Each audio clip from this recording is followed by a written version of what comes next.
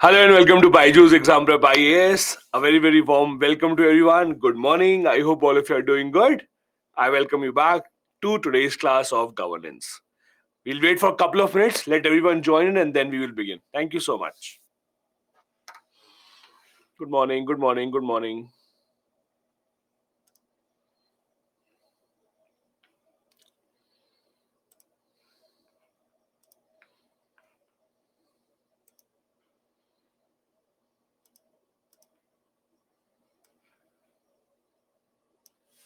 Good morning, everyone.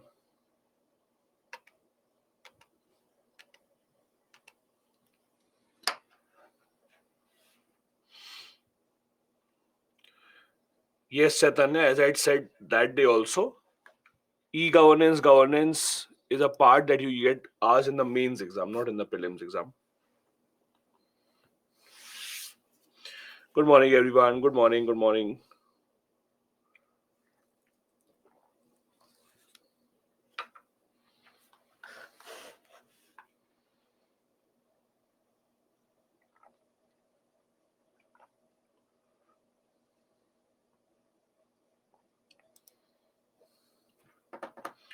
Good morning, good morning.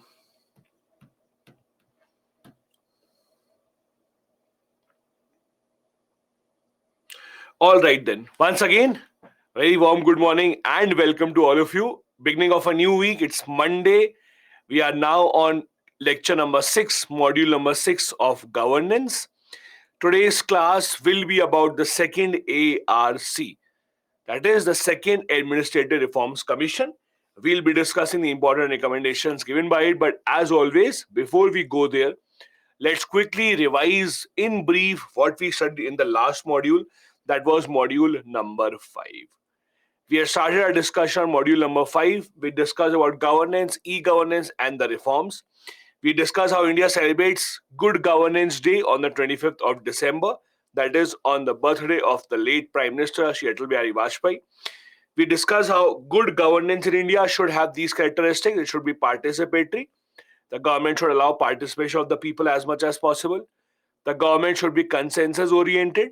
That is, government should listen to the opposition also rather than just imposing their own majority. The government should be accountable. If the government was not able to achieve their goals, if the government was not able to fulfill their promises, they should be answerable to the people. The government should be transparent, telling people what the government thinks, asking people or sharing all the information possible. The government should be responsive. Government should respond to demands of the people. The government should be effective and efficient. The government should only spend those resources which are required rather than overspending. The government should be equitable and inclusive.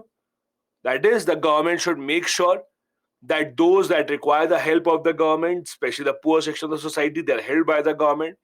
The government should include all different types of people in the running of the government, and the government should follow the rule of law. If you don't like the law, then change the law. Don't break the law. The solution of not liking the law is not that you can break it, it's rather that you have to change it. We discussed all of these with examples the other day. Then we discussed how government has been ensuring, or at least trying to ensure, minimum government, maximum governance.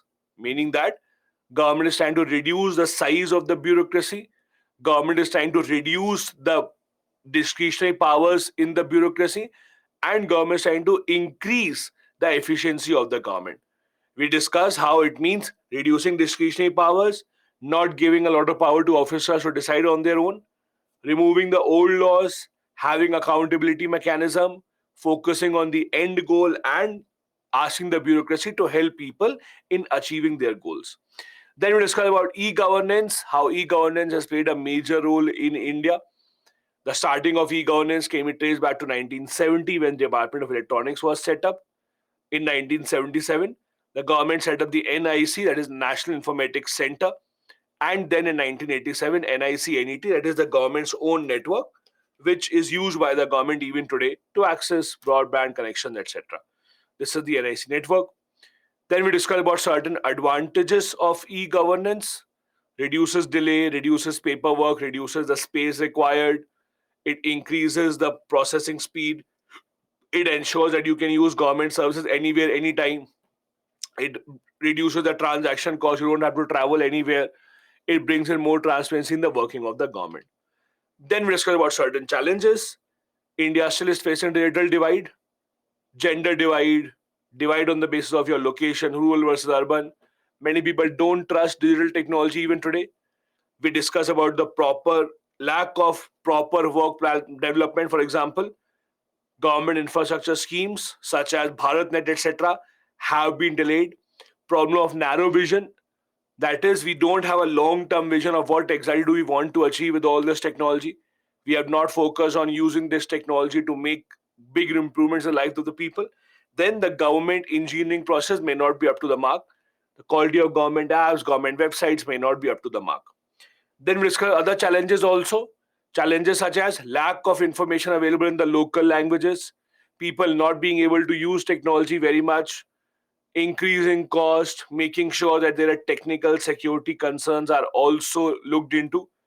The more that you use technology, the more that you use online data, more are the chances of hacking, of that data being stolen. All of that still remains a challenge. Then the challenge also was that e-governance is still in the information dissemination age, meaning that government is still mostly using technology to give information to the people. We also discussed about how transparency has not really increased that much, corruption has not really cut down that much. Also, we should not assume that e-governance is a solution to all the problems. E-governance has its role to play, but e-governance is not the solution to all the problems in India. We discussed about the different pillars of Digital India also, which include giving access to all of them, which includes giving broadband access, having mobile phones with everyone, government services online, training people for IT jobs, etc. All these are the different pillars of Digital India. Then we gave some examples of government initiatives in the field of e-governance, be it MyGov, DigiLocker, e-hospital, Jeevan Praman, and you can add your own initiatives as well. This was a MyGov portal. We took an example of Estonia also, how Estonia has been the world's first 100% digital country, how they have ensured that almost all their government services are given online and you don't have to go anywhere to avail their services. How almost every country formed in any company formed in Estonia is formed online. You don't have to go anywhere for any of the government services. Then we discussed, I gave you a couple of model answers also. This was the first model answer. Second model answer, I hope you did some practice also. This was a question for you. Then we discussed about reforms in governance, mainly in three areas. First, we discussed about the prison reforms in India, the problem in the prison, pending cases, number of people who are under trial but still in the prison is very, very high. Many laws are very old, obsolete. The behavior that is given to the prisoners is very inhuman. Overcrowding of prisons. The prisons in India are overflowing. Against a capacity of 7,000, the number of prisoners in the prisons are 15,000. Number of staff is also not enough. We discuss about the solutions. We discuss about how exactly or what are the recommendations given by a committee appointed by the Supreme Court called Justice Amitav Roy Committee, where they have suggested all these things to ensure that the problem of reforms or what the problem that the prisons are facing are reformed. Then we discuss about the healthcare sector. Again, the problems, lack of infrastructure, lack of investment, not giving enough focus on non-communicable diseases, not focusing enough on adequate mental health care, and also number of doctors, especially in the government hospitals, are much, much lower as compared to the private hospital. Then the discussion about how exactly should we improve the healthcare sector. We discussed about investing more money, building more infrastructure, having more accessible healthcare, also talking and investing a lot more in the mental health care. Also, the government should focus, and government has been focusing on other factors like sanitation, etc., education, better housing, because that is also linked somewhere to health. Then the government should have better health policies. Government should reduce tax in the healthcare sector to make sure that the medicines, etc., are much, much more affordable. Then in the end, we discussed about the education sector reforms. We discussed how the national education policy has tried to introduce a lot of changes. They have tried to bring back students who have dropped out of the school. The education policy also suggests a different kind of a syllabus, focus on vocational learning, focus on skill development, etc. Education related issues, lack of infrastructure in most schools, that is the government schools mainly. Many students drop out without completing education, maybe due to support for supporting their parents or lack of money. Problem of brain drain. Many people go outside India for better opportunities or better earning. And there is still a lot of people in India who are not literate. So we are still suffering from mass literacy. Other issues, lack of technical education, lack of vocational training, etc. Good schools are unaffordable, good schools are becoming extremely costly, and also the gender inequality part. As per UNICEF report also, number of girls dropping out of schools in India are much higher than the boys. Then we discuss the solution, implementing the new education policy, having better experiential approach to learning rather than just forcing the child to write and learn. Also focus a lot on ethics system and the value based system in education, and also invest more money especially in the government school education system. These are the things that we had studied in the last module, that was module number 5, before you had a weekend break. Okay, perfect. So I hope all of you are now here refreshed. As I told you that day also on Friday, that from e-governance, reforms in governance, that is module number 5, and module number 6 that we are discussing today, that is the second ARC. From these two topics, you do not see any question in the prelims exam because it is not a part of the prelims exam syllabus. What we studied in module number 5, that is on Friday, and what we are going to be studying today, these are the two things from which you can only get question in the mains examinations. Now, what exactly is the second ARC? What does it mean? How does it work? Let's try and understand the idea first before we go ahead. See, you will never find any direct question in the UPSC exam asking you what did the ARC say on something. Then why are we discussing the ARC recommendations? The ARC recommendation, that is a recommendation of the Second Administrative Reforms Commission, are important because you can use them as suggestions in the mains answer writing. So in the mains answer writing, whenever you have any question where you have to give solutions to a problem, where you have to give certain suggestions, you can use the recommendations given by the second ARC so that your answer becomes much better and much richer. That is why we will be discussing it. Everyone would have told you second ARC recommendations are very important, but the fact is you cannot possibly read all the recommendations of second ARC. Why? Because there are too many of them. There are thousands of recommendations. So what we will be doing in this class, we are not going to be discussing all thousands of those recommendations. We will be discussing some recommendations which are important, which can be utilized in your answer writing as well. Okay, this is what our agenda will be. Now, if you actually see what exactly is the ARC, how does it work? So far in India's history, there have been two ARCs that have been made, two administrative reforms commissions. First one was in the 1960s, not important for us. Second ARC was formed in 2005. ARC's Administrative Reforms Commission. The idea is simple. They have to suggest the government how can they improve the administration. They have to suggest the government what changes to bring in the administration. That is the simple idea. The second ARC had these people as the members, and these people presented a total of 15 reports, 1 5. So a total of 15 reports are presented by the second ARC on various topics. Let me tell you what 15 reports were. First report was on right to information, how to improve that. Second report was called Unlocking Human Capital. Then crisis management, ethics and governance. These are the topics of the report. You don't have to remember these, don't worry.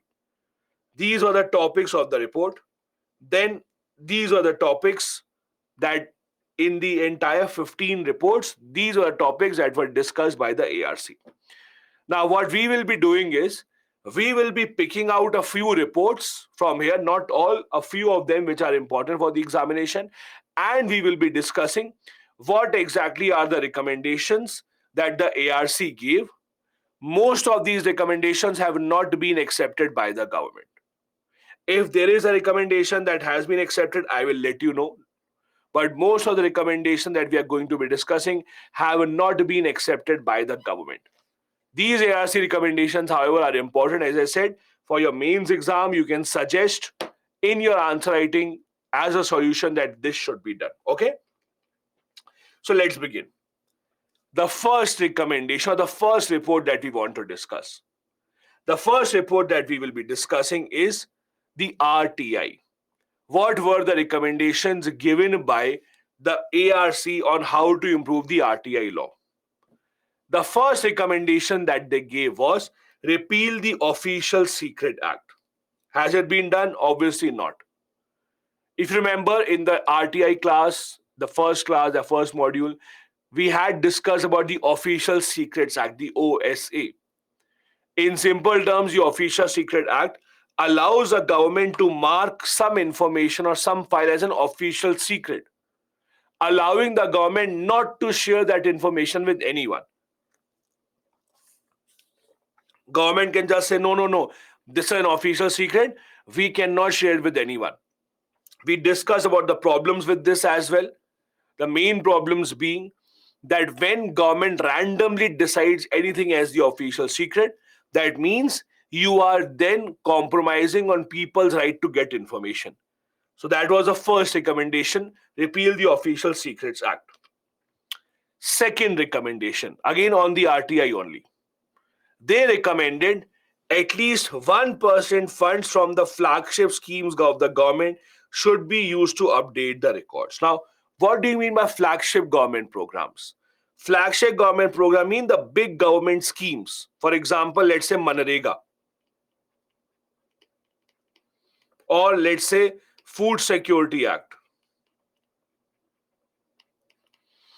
giving free food to the people.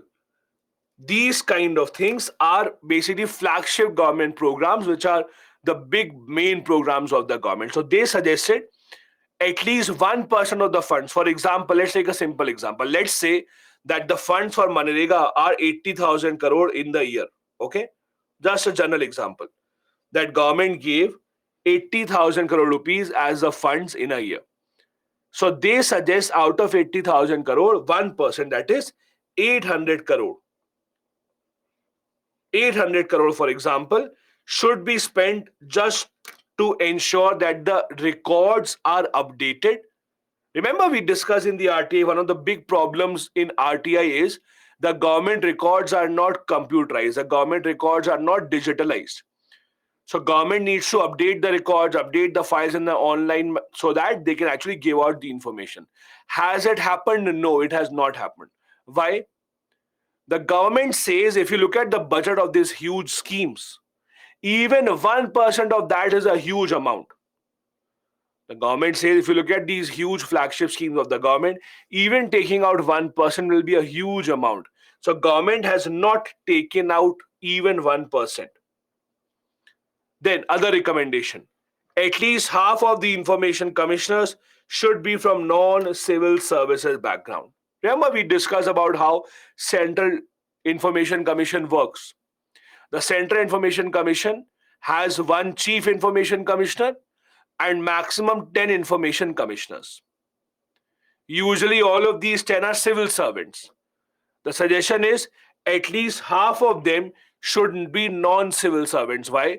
So that they can be bring in from outside, they can actually suggest to the government, and they can ensure that the government does not work with a bias, so that they can be working independently in an unbiased manner. They also suggested, that is the second ARC suggested, have clear provisions about NGOs. Right now, what is the law on NGOs about RTI? Please remind me. RTI says which NGOs are included in the RTI? Tell me. What do you think? Remember? Yes. We did discuss substantially financed NGOs. As per the current law of the RTI, substantially financed NGOs are the only ones that are covered under the RTI. But as we discussed the other day as well, the problem with this phrase is there is no definition of substantially financed. So no one knows what do you mean by substantially financed. So they have suggested we should have very clear provisions of what do you mean by substantially financed or not. Then we should have independent authorities for grievance redressal. What does it mean? Right now, if you are filing an RTI and it is not responded, then what do? Ultimately, the last stage where you can go is information commission, right? If you don't get the RTI response, or you get a wrong response or incomplete response, you file a first appeal, then you file a second appeal. In the second appeal, you can go to information commission. But ultimately, the information commission also is working for the government only. They are civil servants. So the idea here is, if you have a problem with the RTI, rather than having to go with the information commission, there should be a proper independent authority that should look into these and not the information commission. That is another recommendation, because according to them, as long as the information commission has bureaucrats, has civil servants only, they will never be working in an unbiased manner. That is also their suggestion, that grievance redressal, that is complaint resolution, should be done by an independent body rather than being done here by an authority which clearly works under the government of India only. Then they also suggested have a clear roadmap to cover legislature and judiciary under the RTI. Now, if you see over here, yes, partially one thing has happened. Partially now judiciary is under the RTI. Remember, we discussed that. At least this has happened partially. How? We discussed about how Chief Justice of India Ranjan Gogoi, before retirement, had ordered that the office of Chief Justice of India will be under RTI. So that is done partially. But legislature, the parliament, is still not under RTI. So you cannot ask an RTI to the parliament about their working. You cannot do that. Another important part is this. I'll give you an example. Do you know in America, they have a kind of a law that, for example, government has a secret document. Let's just imagine this. Let's say government has a secret document. After 50 years, 50, that document automatically becomes public. If the government of America has a secret document after 50 years, it will automatically become public. Anyone can see that. In India, we do not have anything like that. In India, we do not have anything like that, that a government document will automatically become public. The government decides which document do they want to share with the people and which document they do not want to share with the people. So in India, we still have a lot of secrecy over government files, government documents. The RTI says that government should make the files non-confidential as much as possible and make them open to the public under the RTI. Again, has the government accepted this recommendation? Obviously not. This recommendation also has not been accepted so far, that confidential files should be made open to the public.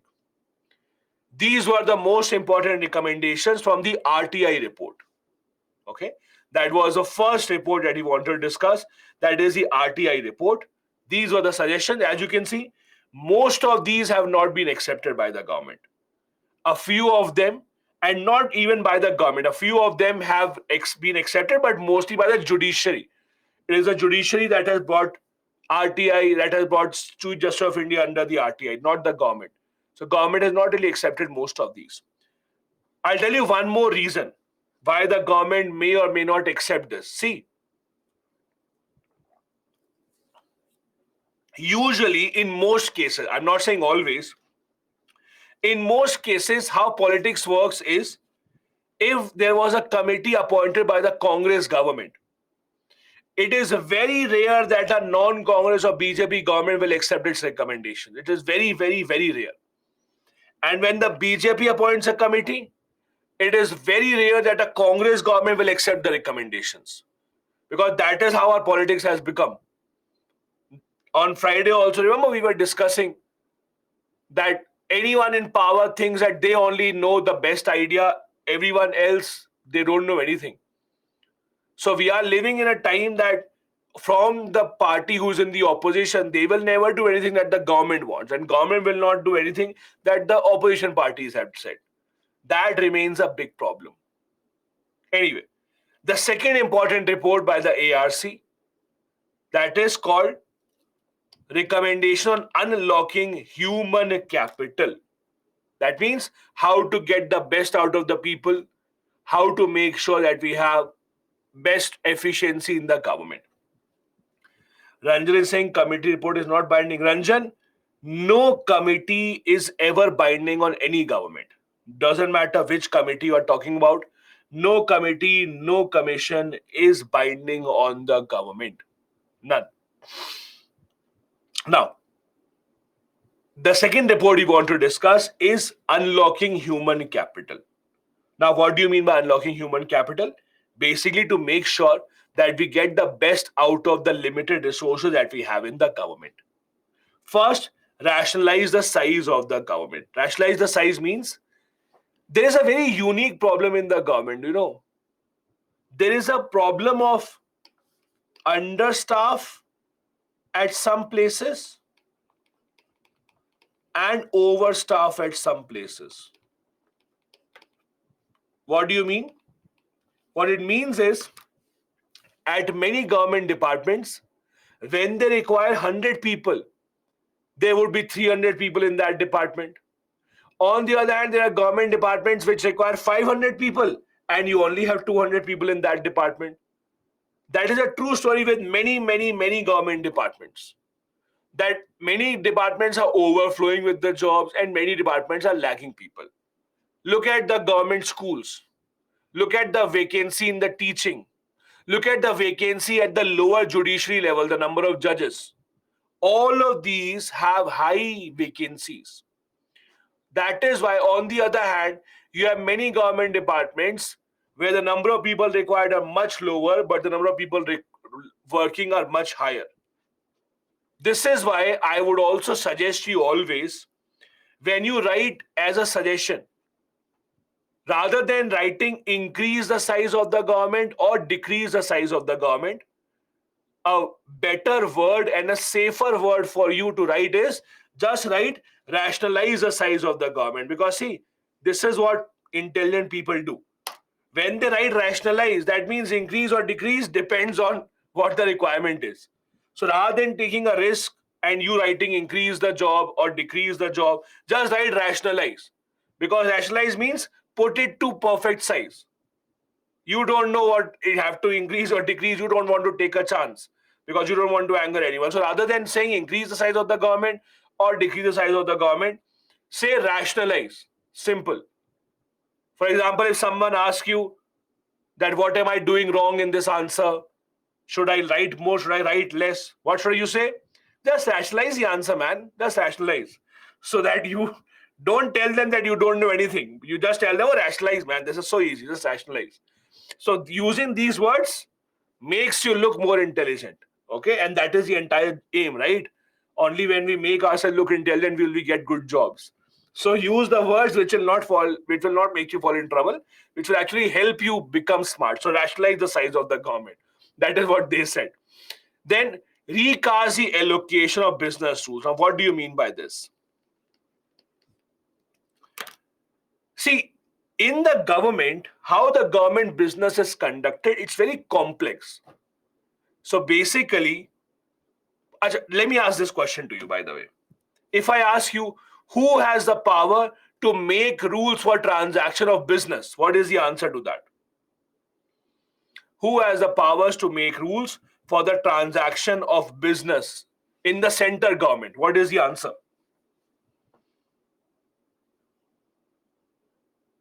Again, listen to the question very carefully. Who has the power to make rules for transaction of business of the government? Ambika is giving the correct answer. Gursharan, Pravasini, Priyanka, Tharun. Let me see. Very few people with the correct answer. No, no, no. Ranjan is correct. Nidhi is correct. I thought that you would be able to answer this. You should have read this in Indian Polity. This is, yes, so asking also President of India. Yes, Sanvi. President of India. If you read Polity chapter for President, in the Polity chapter, read about the executive powers of the President. In the Polity chapter, when you read about the executive powers of the President, one of the executive powers of the President that you read is President forms the rules or make the rules for the transaction of business of the government of India, or the president makes the rules for better transaction of business of the government of India. That is what the president of India does. It is a power of the president of India. This is one of the problems that we have. When we read subjects such as polity, etc., there are some things that we take for granted and we don't pay attention to that. We pay more attention to difficult stuff, remembering, understanding majority, understanding constitutional provisions, trying to remember articles, but we forget to read the most basic sentences. And this is where the problem starts in the prelims exam. So make sure the president does it. Now, what does it mean here? So basically, the president of India makes rules for the transaction of the business of the government of India. Now, over here, these rules, that is how the government will run its transactions. In simple term, transaction of rules means which department will handle which file, where the file will go first, where the file will go second, where the file will go third, how will the departments communicate with each other. All that, as per the second ARC, needs a revamp. As per the second ARC, all of that needs a revamp. The second ARC says that if you look at how the business is conducted in the government, or how the government actually, let's say, gives permission to a certain file, gives permission to a certain thing, all that is very outdated. As per the second ARC, it should be made better. The government should overhaul how the business is conducted. For example, a simple idea. Let's say if a company comes to the government to ask for permission, or someone comes to the government to ask for permission to open up a new business, then the government should make the rules much simpler, much easier, single window clearance, etc. So the rules of how the business is conducted in the government should be made better, should be made much easier. Then simplify the government processes. Now, these are things which don't have an end date. For example, government cannot say, today we have simplified the government processes. It is something that happens gradually. It is something that happens gradually. With time, government tries to simplify the government process. And it is happening. If you look at how the government processes were earlier, for example, as compared to that, now the situation has become much easier. Be it trying to take a government permission, be it trying to apply for a license, trying to pay bills, all of that is becoming easier. Now, please understand something here. Simplifying the government process, we may think it is good, it should happen, but do you know people who are working for the government? Bureaucrats, public servants, they don't want to simplify government processes.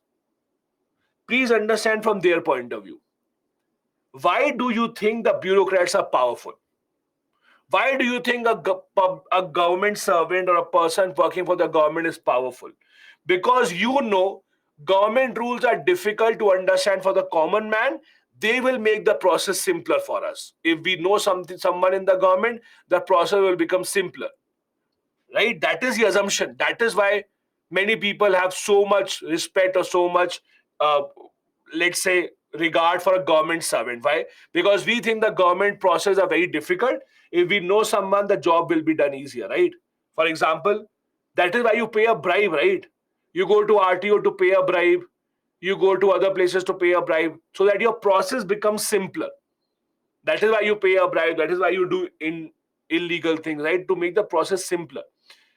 Having a difficult process is the entire reason why the bureaucrats have so much power in their hands. If the process was made easier and simpler so that anyone can do that, you would never have a lot of respect for the bureaucrats. Let's take one more example. Why do you hire a lawyer? You hire a lawyer because the laws are difficult to understand, as simple as that. Because if it's just about argument, anyone can argue. You argue every day in your house.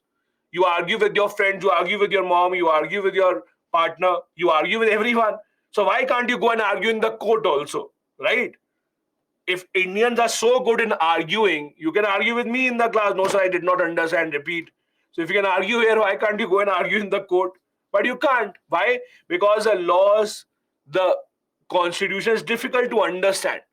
If you simplify that, then there is no need of the lawyers.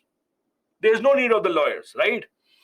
That is why simplifying a government process is not really something that the government servants like.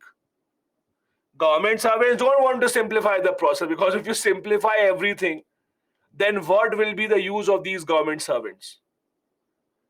In Indian polity, when you read about the making of the constitution, there is one criticism of India's constitution. One criticism of India's constitution is the language used in our constitution is not very easy to understand. You read any article of the constitution, any article, and you would think, why have they written this? Why can't they write in a common man's language, right? Thereof, nothing withstanding this would happen. This section applies to that section because nothing withstanding will stop this, right? Don't you have a feeling, why have they written in this language, man? Why can't they write in simple words that this is the law, this will happen, this is what you can do, this is what you cannot do? But they are not written like that. One of the reasons is, if you look at India's Constituent Assembly, most of the people in India's Constituent Assembly were actually lawyers only. Do you know that? Gandhi, lawyer. Nehru, lawyer. Patel, lawyer. Ambedkar, lawyer. Gandhi was not a part of Constituent Assembly, but what I'm trying to tell you is, at that time, everyone was a lawyer. Jinnah, lawyer. Maulana Azad, lawyer. Everyone was a lawyer. Just like in today's India, after class 12, you first do engineering and then you think what to do, what not to do. At that time, after class 12, everyone became a lawyer, and then they thought, oh, now let's see what to do. Because they knew one day they will go to the jail with the help of the British. So they have to have some lawyer skills, right? Everyone was a lawyer. So in Constituent Assembly, you go to anyone, everyone was a lawyer. So why would lawyers make a constitution with easy language? Because if they make a constitution, laws with easy language, their business is gone, right? So obviously, when they make the constitution, the language that they will use will not be common man language, because it is not in their interest to simplify the laws. Similarly, it is not in the interest of the public servants to simplify the government process. We can hope so, but it's difficult. It will not happen. Then, overlapping jurisdiction of ministries and agencies should be checked. I'll give you an example. In India, we have a Ministry of Panchayati Raj. We have Ministry of Panchayati Raj. Then we have a Ministry of Tribal Affairs. Then we have a Ministry of Rural Development.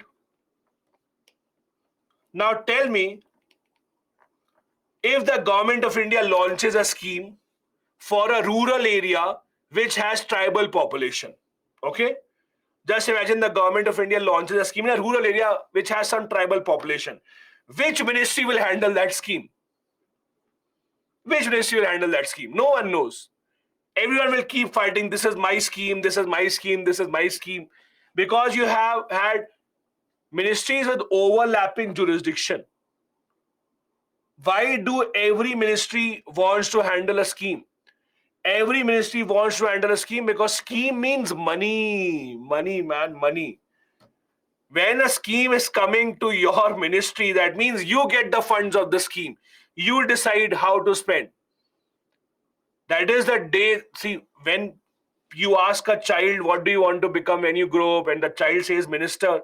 The child says minister because he knows one day, by the grace of God, I will get a scheme to run, and that will be the day that everything will be true. So all the dreams come true when your ministry gets a certain scheme. So everyone wants a certain scheme. Because see, understand this now. If your ministry has a scheme of 80,000 crore, even rounding off error of 0.5% can do a lot of impact on yourself, right? So that becomes a big problem. So you have ministries with an overlapping jurisdiction, agencies with overlapping jurisdiction.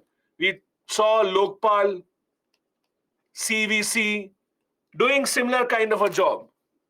So we have jurisdiction of ministries overlapping, jurisdiction of these CVC, Lokpal overlapping. I'll give you an example. Okay, I'll give you one more example. In India, in India, we have a different minister for civil aviation, different minister for shipping, different for road transportation, and different for railways, right? Railways different minister, civil aviation different minister, shipping different minister, and road transport different minister. Everything is different. In America, you have just one Secretary of Transport, full stop. Transport Secretary handles everything. In UK also, Secretary of Transport handles all these. But in India, shipping is different, aviation is different, bus is different, train is different, everything is different. So what we have done is we have segregated the functions a lot, and that becomes overlapping. That also becomes a problem. That is again why this ARC suggested we should ensure there is no overlapping of ministries and the agencies. That was their recommendation on how to improve human potential in the government. There are a couple of questions that have come in. Let me quickly take out a couple of questions. Shanawaz is saying in 2015, the amending bill was trying to reintroduce Official Secret Act of 1923. Why? No, Shanawaz, in 2015, the government made a committee to look into what suggestions or what changes should we make in Official Secret Act. But again, that did not really happen. Then Kirubagar is saying, sir, judiciary partially opened, then what is second ARC suggesting? Kirubagar's second ARC was much earlier. Judiciary partially opened later on. So the recommendation of second ARC were much earlier, right? The judiciary opening up partially happened very recently. That is the difference. Shamran is saying president looks after transaction of God. No, no, no, no, no. President has a power to make the rules for transaction of business of the government of India. Transaction of business, not transaction of account. Transaction of business simply means how will the government conduct the business, how will the government run. That is a part of executive powers of the President of India. If you look at the chapter for the President and if you look under the executive powers, this is where you will see this point, that the President of India makes the rules for business transaction of the government. Manoj, allocation of business means which ministry will handle what, how will the file transfer from one ministry to the other ministry, how will the government work, which minister will handle what kind of a job. That is what allocation of business is, to allocate different jobs. Okay. Now the other recommendation that the ARC suggested, or the other report that they had, was report number 4, ethics in governance. This is one of the most important reports of the second ARC. Please remember, this is one of the most important reports of second ARC. The recommendation of this report can be used in GS2 paper and in GS4 paper as well. In GS4 ethics paper also, when you have any question regarding this, regarding ethics and governance, etc., you can use these recommendations. So do remember this report, ethics and governance, extremely, extremely important. Most of this, somewhere you may have read in polity, it will be a revision also for you. So let's see. First recommendation, partial funding of elections in India. Now, what do you mean by this? Right now, if you have to fight elections in India, you have to spend your own money. Government doesn't support, or government will not give you money that go and fight election. No, you have to fund your own elections in India. Now, what is the problem here? The problem here is there is a big divide between the rich and the poor. See, you have to understand. Let's assume that you are a very, very, very good person, like me. And imagine me, okay. Okay, just kidding. So let's say you are a very good person, very knowledgeable person. You want to do something good, and then you go and fight elections in India. The problem is, no matter how good you are, how will people get to know about you that they have to vote for you? Ultimately, you'll have to tell them, right? You have to spend money on ad, holding rallies, maybe posters, maybe calling them or whatever. Basically, in simple terms, it is impossible to win elections without money. Big election. You can win election inside your society without money, that is fine. You can win elections inside your classroom, monitor elections, head boy elections without money, that is fine. But if you're talking about large scale election where lakhs of people are involved, where you have to go from one place to the other place and talk to people, then without funding, you cannot afford that. Government does not give you help. So the problem is that in reality, our election system creates a big divide between the rich and the poor. A poor person, no matter how good, no matter how knowledgeable, will never be able to win elections because they will never be able to tell the people. They will never be able to reach the people. So, what is the solution here? Second, as he suggested, at least partial funding of election by the state means if someone is fighting election, at least partially, they should be given support by the state. Partially means how? I'll give you an example.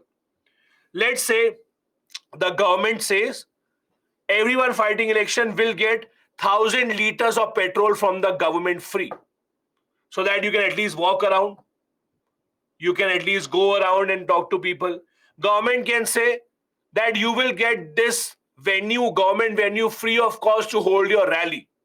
Or government can say you can run some ad on our Doordarshan, etc., free of cost. That will be partial state funding of elections. Now, what is the problem with this system?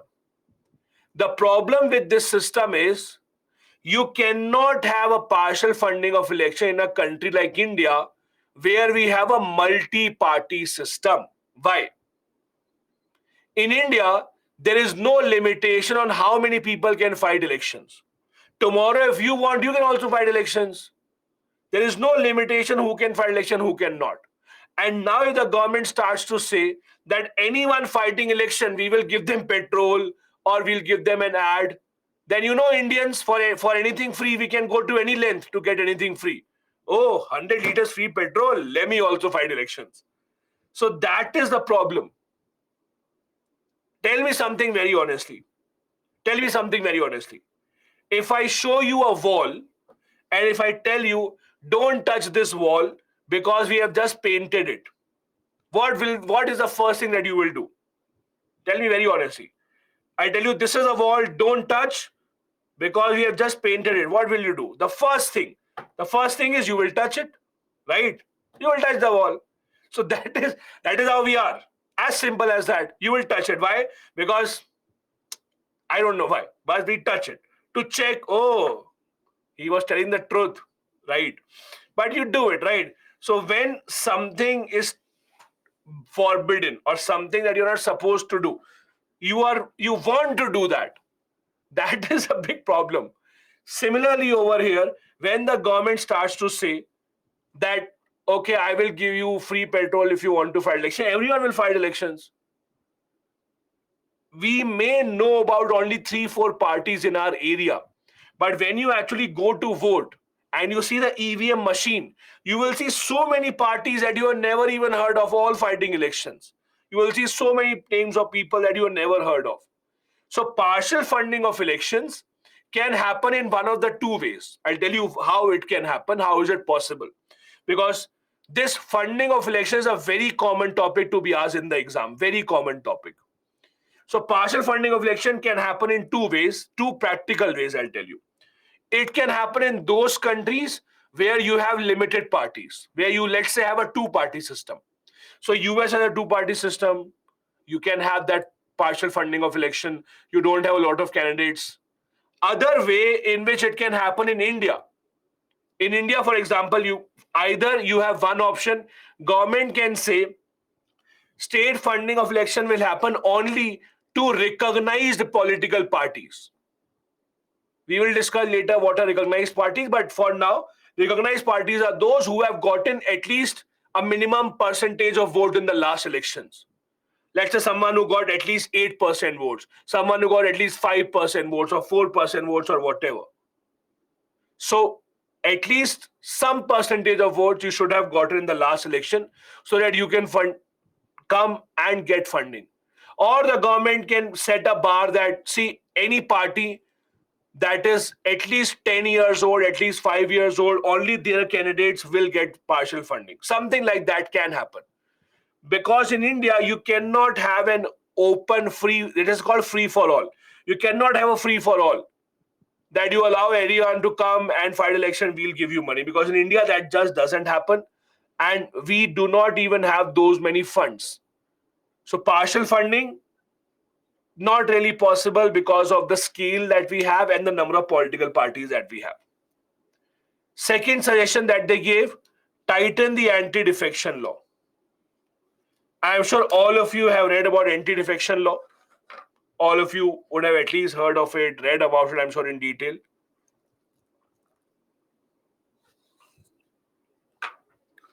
Now, just in case any one of you does not know the anti-defection law, in very short detail, anti-defection law is, if you vote against your party, then you will be disqualified. This is the simplest definition, although there are many other things, but I'll not go into detail of this.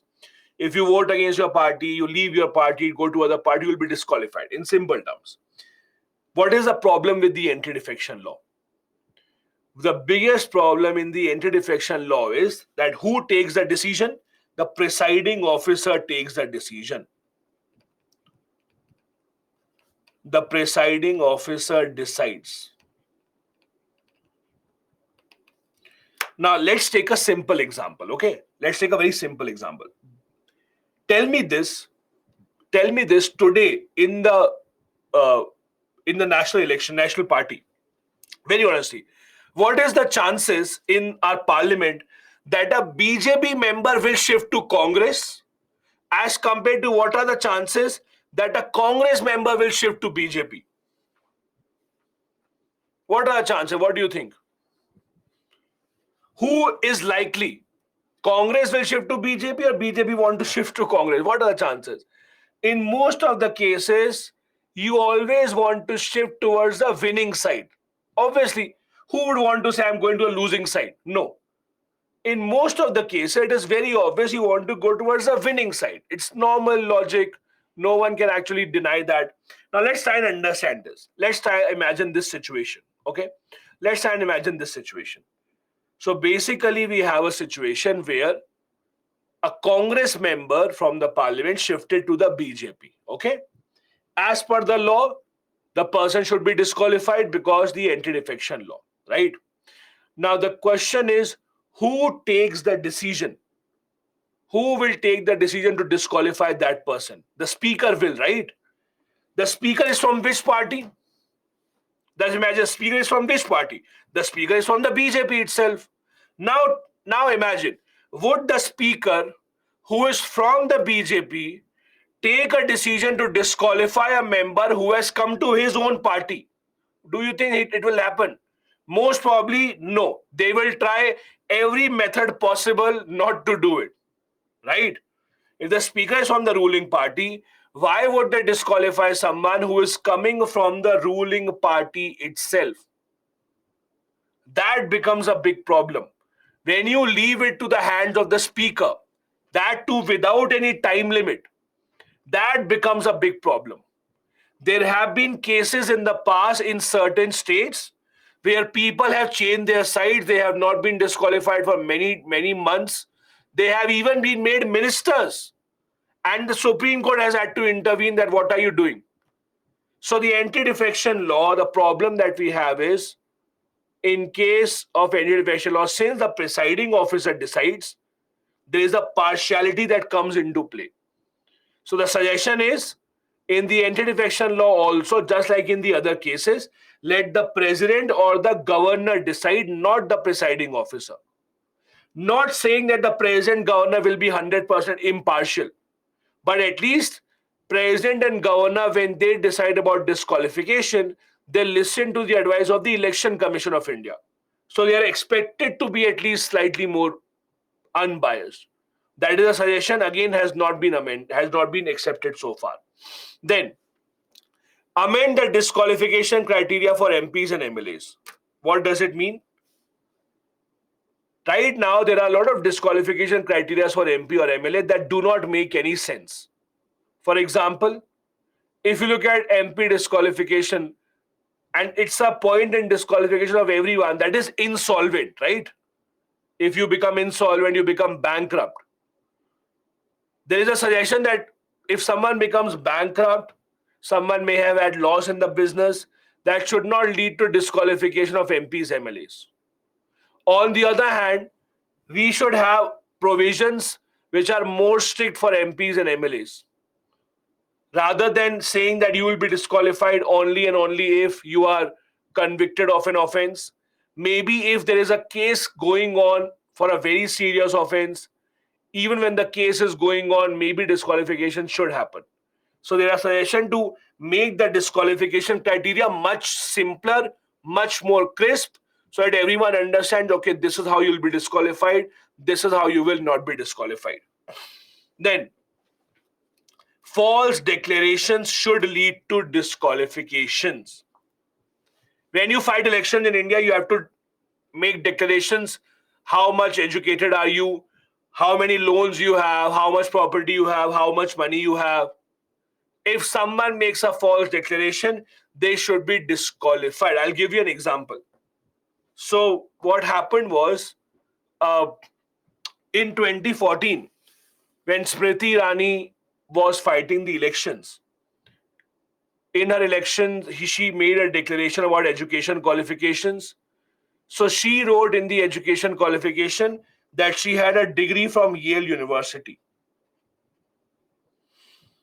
She wrote that yes, she has a degree from Yale University. Yale is one of the best known universities around the world.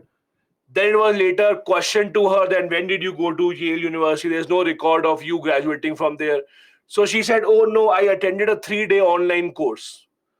You know, the 3-day workshops, 2-day workshops from Harvard, from Yale, from Cambridge. So she said, no, I attended that. I attended 3 days workshop online. So that is why I wrote graduate from Yale University. Now, is it justified?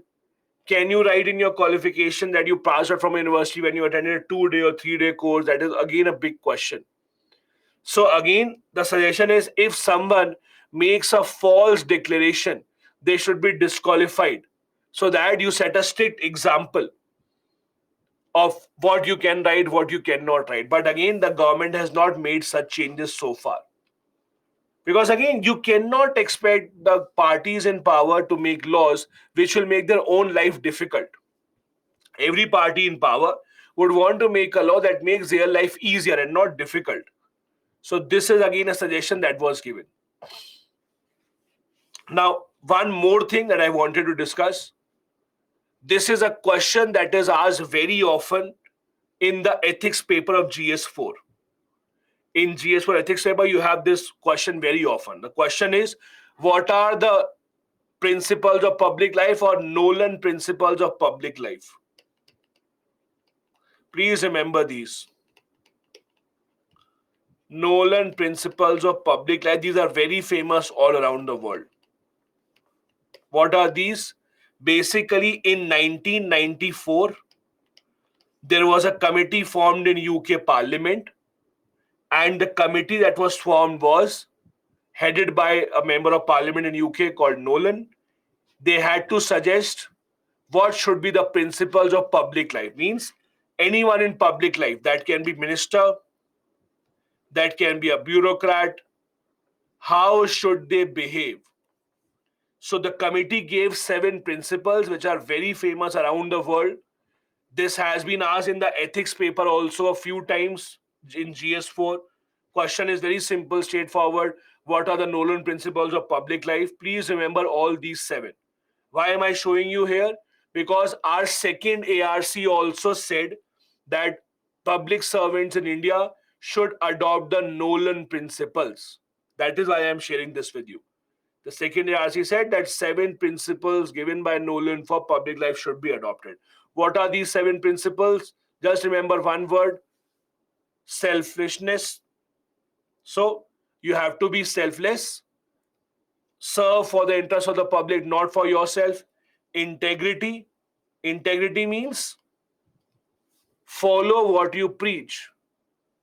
There is this very famous story of Mahatma Gandhi, which I'm sure is not true, but stories are always fun.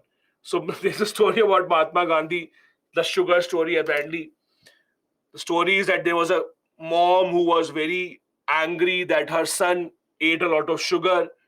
She went to Mahatma Gandhi with her son. She asked Mahatma Gandhi, please consult, please tell my son not to eat sugar. So Mahatma Gandhi said, okay, come back after 1 month. So she went away. She came back after 1 month. After 1 month, Mahatma Gandhi told the son, Beta, please don't eat sugar. Now go. So the mother got angry. She said, if you had to say this only, you should have said 1 month ago. Why did you wait for 1 month and tell, just don't eat sugar? So the answer he gave was that 1 month ago, I also ate a lot of sugar. So Mahatma Gandhi said, for 1 month, I used the principle on myself. Can I live without sugar? Can I leave sugar? And I was successful in leaving sugar. So now I can preach this, that you should also leave sugar. But I cannot preach anyone leave sugar when I myself am eating it. That is an example of integrity.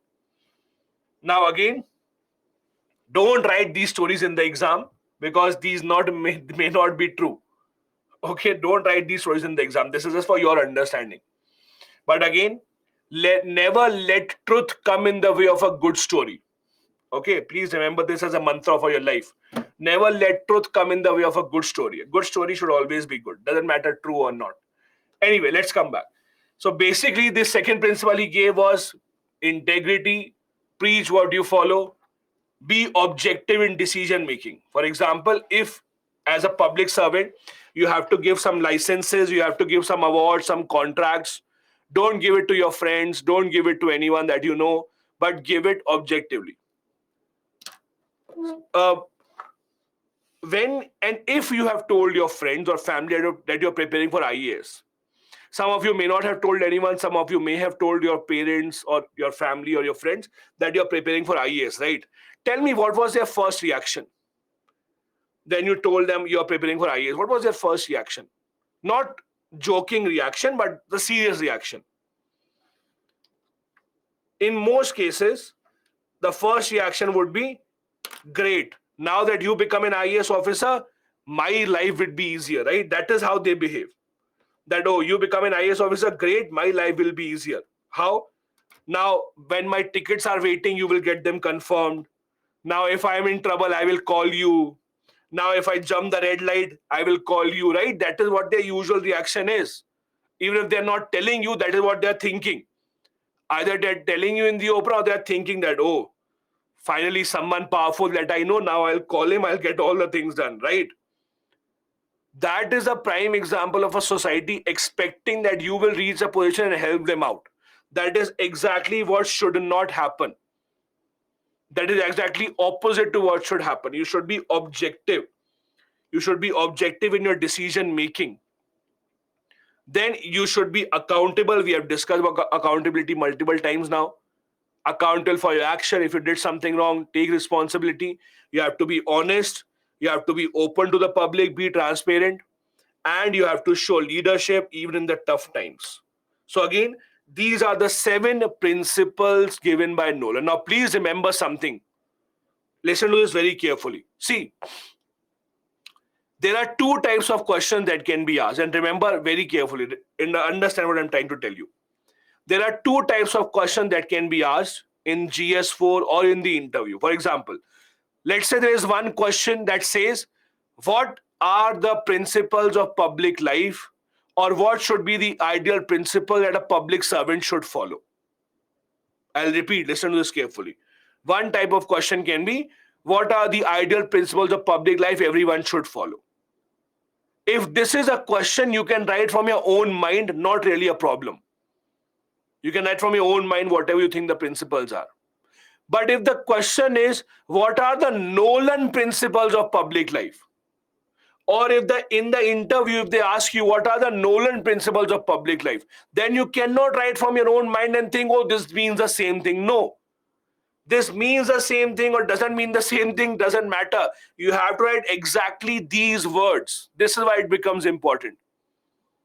So from your own mind, you can write when they have not asked Nolan principles. Even from your own mind, you will write something like this only. I know everyone will say, "Sir, being honest, being transparent, selfless." Everyone will like this only, similar to this. But if the question is specifically Nolan principles, then we have to very specific using these words only. You cannot write from your own mind. That is a difference between answering a specific question and answering what is in your mind. In the interview stage also, if they ask you Nolan principle, then you have to write these only, not from your own mind. That is why you have to be very careful here. And as I said, in ethics, this question has been asked in the past, the Nolan principle questions.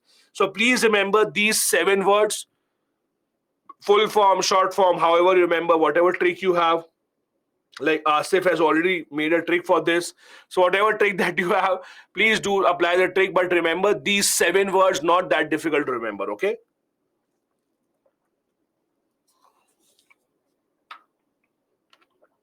Now, the other suggestions that have been given. Okay, by the way, okay. Asif, should I share this with others? You tell me, because Sakir is asking, can you share with me also? If Asif says, because he has invented it, so see, I am showing integrity. If Asif says, I'll share the trick, otherwise, no. Okay, let's go ahead before till the time that he says yes. So, basically, the other suggestion is we have to make recommendations or we have to make changes in the 2 appointment processes. First, they suggested make changes in the recommendation or in the appointment of the CAG. We have discussed about CAG process in detail earlier, how the CAG appointment process is a problem, how the government randomly decide from their own mind whoever they want to appoint without any committee. This has happened. How the Supreme Court has intervened. Now that you know, for Chief Election Commissioner, Supreme Court has now come in. Supreme Court has now said that there will be a committee and government cannot randomly appoint this. So this has been accepted, although not by the government, but this has been accepted by the Supreme Court. Supreme Court has made these changes. Okay, that is how the suggestion is. Okay, a lot of people are giving different tricks. I'll share with you what are the tricks that many people are saying. Asif is saying, remember Hollow IAS, so you prepare from Hollow IAS exam. Then Amrit has a trick, ISO certified Loha. ISO certified Loha, you remember that, whatever you want to remember. So again, you can make your own trick, whatever you want. Anyway, let's go ahead. So again, the recommendation was to change the appointment process of CAG and the Chief Election Commissioner. For CAG, the change has not been made so far, but at least for Chief Election Commissioner, we have seen a change, but not by the government, but by the Supreme Court of India.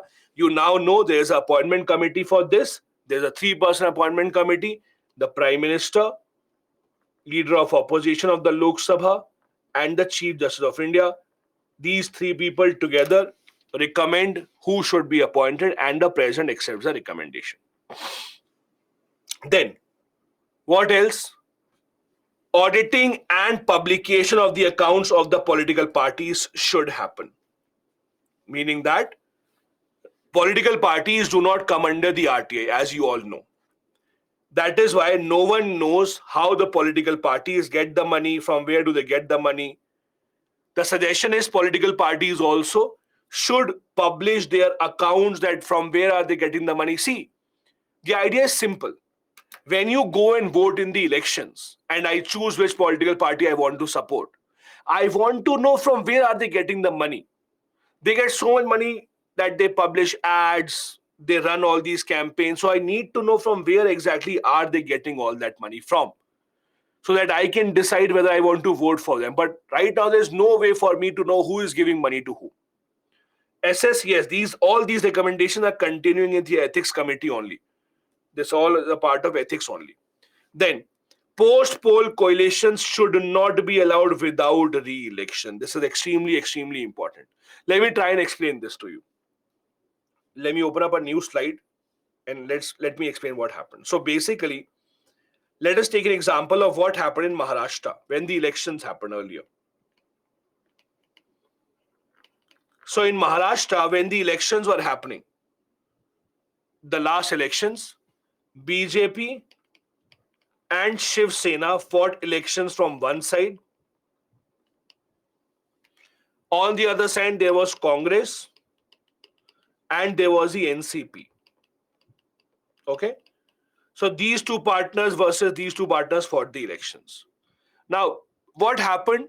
Let's assume, I think, if I'm right, Maharashtra has 288 seats. If I'm right, I'm not sure. I think 288 seats is what they have. So, for example, let's say BJP and Shiv Sena divided the seats among them. So let's take a very generic example. Even if the numbers are here and there, don't worry about that. Let's take a simple example.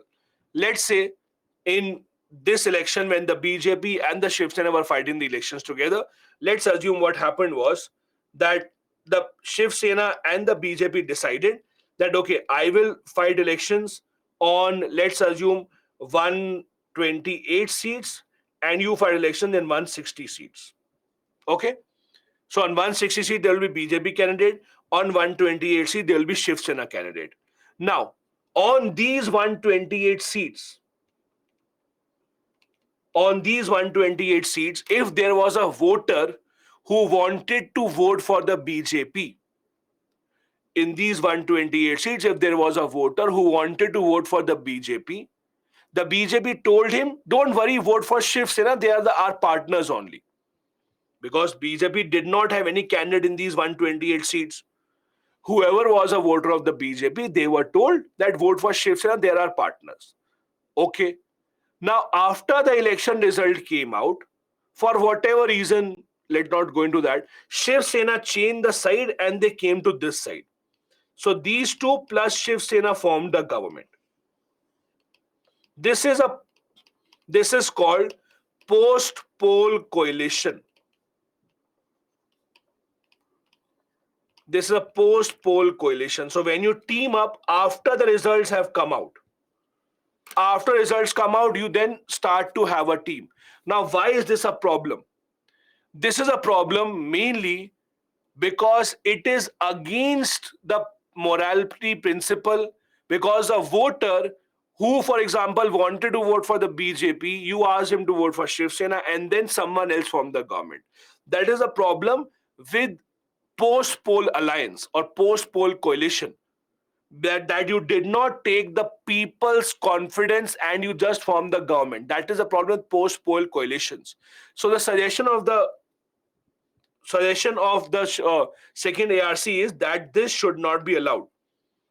Post-poll coalition should not be allowed. Means if you want to have a post-poll coalition, then have elections again and ask these three parties to contest election together and see if they can win. So suggestion is post-poll coalition should only be allowed if they can actually win the election again. That is their suggestion. Again, has not been accepted so far. I'm talking about the earlier MVA government that was running Maharashtra. Now Shiv Sena and BJP are again back with different issues, but that is what the example is. Appointment of Chief Election Commissioner, we have already discussed, accepted by the Supreme Court. And then they also suggested reform the collegium system. I'm sure all of you have discussed in detail the collegium system in Indian polity, so I will not go into detail of that. In Indian polity, you discuss a lot about collegium system, how does it work, how does it not work, the problem in the collegium system, etc. It is opaque, the government doesn't have a role to play, all these problems in the collegium system. So they have recommended this should change. I will not go into detail of that right now. Now, in the same ethics on governance report, it's a part of the same report. In the same ethics in the government report, the ARC also suggested how ministers should behave. The ARC suggested the ministers should have a code of conduct. The ministers should behave in this way. They suggested that ministers in the Lok Sabha should keep their role as minister and constituency members separate. Now, what does it mean? What does it mean? Let's take a simple idea. Let's imagine that you are the Minister of Civil Aviation. Okay? Let's imagine that you are a part of Civil Aviation Minister, or you are a Minister of Civil Aviation. So you have the power to decide where new airport will be set up. Obviously, you would announce that airport will be set up where? In your constituency from where you won the election. That becomes a big problem. And it happens with every ministry. It happens with every ministry. I'll give you a few examples, and these are all real. When Lalu Prasad Yadav was a railway minister, to make his people happy, he made even the super fast trains take a stoppage in villages of Bihar. See, a train is super fast because it doesn't stop in multiple places. But when he was railway minister, he made rules that super fast trains have to stop at all the villages in Bihar. Why? Because he wanted to make sure that his constituency is happy. Now you see, because a prime minister belongs to Gujarat, a lot of central government projects are focused on Gujarat. You see the first bullet train, Ahmedabad to Mumbai. It's a very common occurrence. Very common occurrence. When Rajiv Gandhi, etc., used to be in power, when Indira Gandhi was in power, you saw a lot of projects in Rai Bareli, in Amethi, because that was the center from where they got elected. So it happens, it usually happens in a lot of governments. It's not that one minister. You will see every minister does it. So because it is not against the law. At the end of the day, you are building infrastructure within India, right? So this is not illegal, but this is unfair. This is unethical for other people living in other parts of the country. That is the big problem. So that is why you have to, the suggestion is ministers should not have any constituency. That is their idea.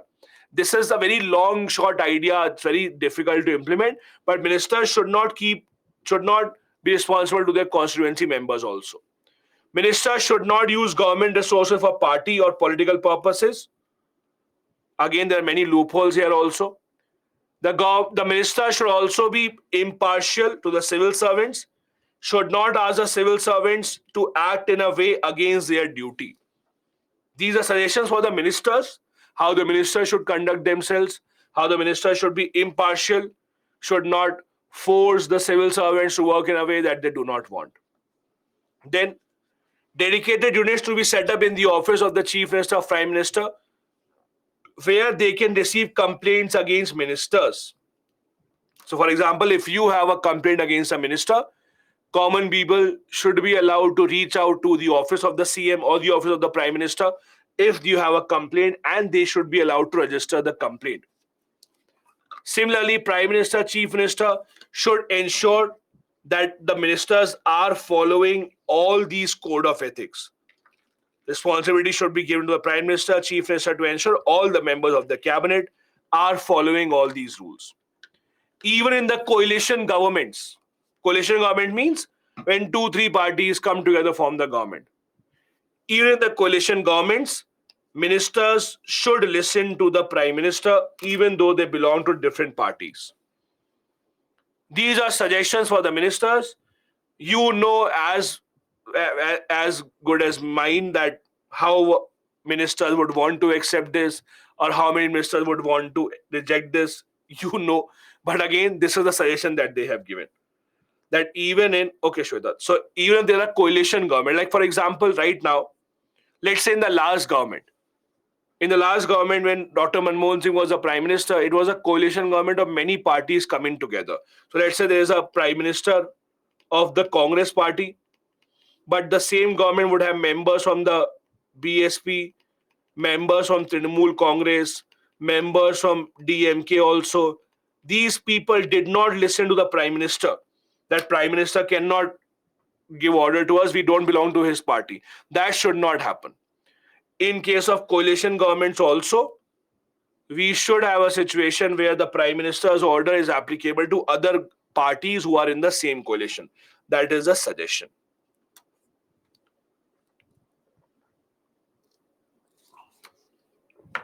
We are continuing in the same report of ethics because, as I said, the ethics report is the most important one.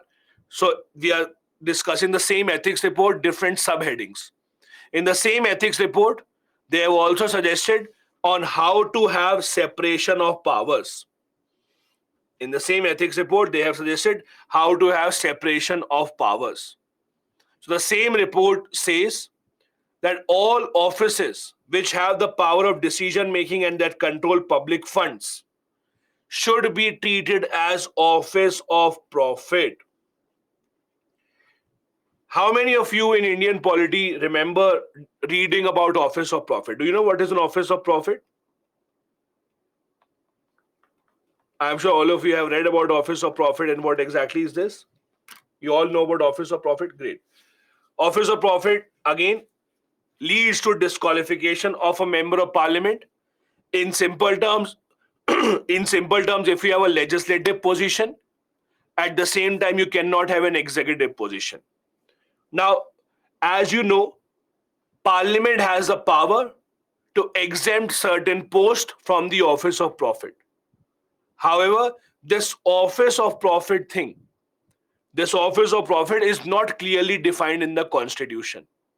So they have suggested any authority that has the power to release certain funds, any authority that has the power to give funds to anyone, that should be called an office of profit, and no MP should be allowed to be a part of this. They also have suggested that if there is a minister who is a member of these organizations, then it should not be called an office of profit. Let me repeat. The second ARC suggested any office or any authority of the government that has a power to release funds so that they can get some work done, that should be called as an office of profit. If there is a minister who is already handling a ministry, if he is handling that office, that is fine. But apart from the minister, if someone else is specially handling that office, that should be exempted from office of profit. That is the entire idea. Again, office of profit remains an issue that is asked time and time again in the prelims and in the mains examination. In the prelims exam, you have a question on office of profit every few years, definition of office of profit, the law of office of profit, etc. The problem with the office of profit is there is no proper definition of what will be an office of profit. Supreme Court has given certain judgments, but the Constitution of India does not have a proper definition of the office of profit. That is the entire idea. And they also suggested schemes such as MPLAD and MLALAD should be abolished. What is MPLAD scheme or MLALAD? Have you read about that? Or have you even heard about that? What is this exactly? Any idea what is this? Okay. So those who know, great. Those who don't know, MPLAD means Member of Parliament Local Area Development Scheme. Local Area Development Scheme. Similarly, MLALAD will be MLA Local Area Development Scheme. So basically, every member of parliament gets 5 crore rupees each year for development work in their constituency. Again, every member of parliament, every MP gets 5 crore rupees each year to spend in their constituency for their development work. This scheme has been very controversial. Some people say it is very good because that is how the members of parliament can have development in their area. Some other people say it is bad because this gives a lot of powers to MPs and MLAs. And what happens is usually MPs basically use this fund in mostly those areas where their supporters live. That is an allegation that a member of parliament knows, oh, from this area people don't vote for me, so I will not spend money in this area. They think, oh, in this area my voters live, so I'll spend fund in this area. So MPLAD or MLALAD scheme is a pretty controversial scheme. MPs, MLAs obviously love it because they then get that power to decide where to spend money, where not to spend the money. But the suggestion is the scheme is usually very discriminatory because you don't know where and how the money will be spent. Some people might like it, some people might not like it. The other suggestion, members of parliament and also members of state legislature should be declared as public authorities and they should come under the RTI law when they are discharging legislative function, except that. Means every MP, whatever thing that they are doing, except whatever they are doing in the parliament, they should be called public authorities. You should be allowed to ask questions to them. You should be allowed to ask questions to MLAs also.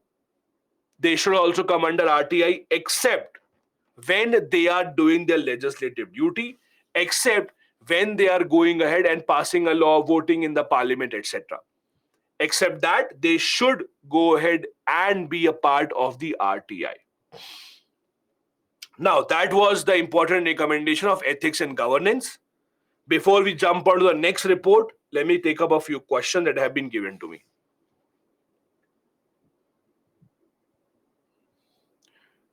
Ajay has a question. If the government gives all the ministers in single minister, like road, railway, aviation, etc., in one minister, then you will say power is concentrated into one, which leads to slow down of business administration, not good governance. No, Ajay, see, there are two ways to look at it. For example, can you say that, oh, prime minister has all the power, see, he has so much power, this is bad for governance, we should not do that, let's cut down on the powers of the prime minister, let us give some powers to the opposition also, let us give some powers here and there? No, there has to be a balance between the two, right? There cannot be an argument on both sides of the story. They have to understand that yes, having a lot of powers in one single hand, you may say leads to concentration of power, but you might also say that it leads to easier decision making because all these things are linked to each other at the end of the day. So there has to be a balance between the two. Then I have a question on by Ria. Do we have any provisions for forming ARC committee at the fixed interval like Finance Commission? No, Ria, absolutely not. We have no such mandate of the government. Government may or may not form any committee like this whenever they want. They have formed many such committees. I'll give you one more example. In the year 2000, there was a committee formed called National Committee to Review the Working of the Constitution. It is also known as the S. Venkatachalya Committee. Again, retired Supreme Court judge. So, S. Venkatachalya Committee or National Committee to Review the Working of the Constitution. Again, an example of these kind of random committees that are formed. I'll give you another very interesting story also. Why do the governments keep forming these committees? Why is it that the government keeps forming the committee? You may have this question, right? The government doesn't even listen to their recommendations. So why does the government keep forming these committees if they don't have to listen to them? Now listen to this very carefully. This is something that you must understand how politics works. Listen to this. So what happens is, you know that the government cannot give a government job when the judge retires.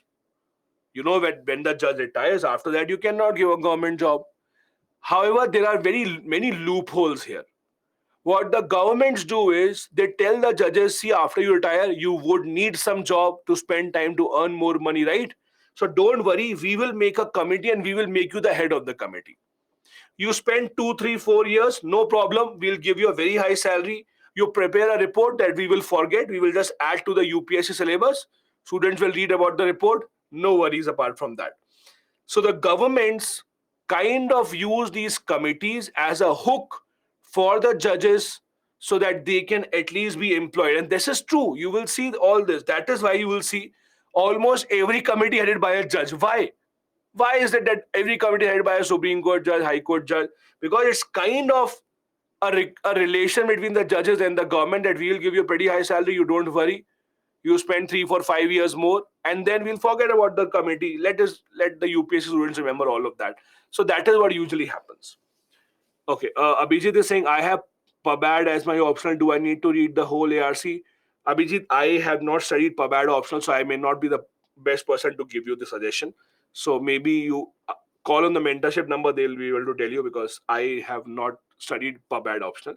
My optional was PSIR, so I won't give you a false advice. Shweta is saying, in case of defamation case, it should be headed by governor or president. However, governor is also appointed by president. Defamation case, president, governor, I'm not sure, Shweta, where the correction is. we were talking about the anti-defection law, not defamation case. So I'm not sure why you are asking about defamation. Maybe you can ask your question again. Prabhakar is saying, what did you say about MP LED scheme? What is your stand? What is your view? Is that the scheme implemented? See, what I said was, Prabhakar, there is this scheme that is implemented where MPs get 5 crore rupees each year for implementing and for for basically using this fund as development. The suggestion is it should be stopped. My stand is on this scheme is it should not be stopped, but the MPs or the MLAs should publicly make announcement or declare exactly how much money have they spent where. You can get to know from RTI also, but from RTI, hardly anyone files an RTI. So my suggestion is, or my view is, the scheme should continue. Any money coming for development of the people is good money. No one can say that no, we could not have or we should not have this money for development. Every money for development is good money, but it should at least be made public exactly where the money is being spent so that the people can also know, and then it can continue. Okay, one question is from Pulkit. Can RTI be filed to know where MPLD funds are spent? Yes, Pulkit, that is what I said. You can file an RTI about how exactly or where exactly are the funds being used. Okay, these were the questions given to me. Let's go ahead then. Now, the next report that you want to discuss, again a report where the ARC gave recommendations, is recommendations on public order. Mainly, when you talk about recommendations on public order, we will be talking about the functions of the police, agencies, what have they suggested, what suggestions and what changes should be made. For example, first, have separation of investigation and other police functions. See, as I said earlier, and we discussed this earlier as well, if you remember, the problem with the police system in India is, yes, we have lack of personnel, etc. But the problem is there is no segregation of functions of investigation and law and order. Meaning that the same policeman, you expect him to solve a murder mystery, a murder case, and the same policeman you expect to run around after the criminals, to run around and be engaged in encounter, etc.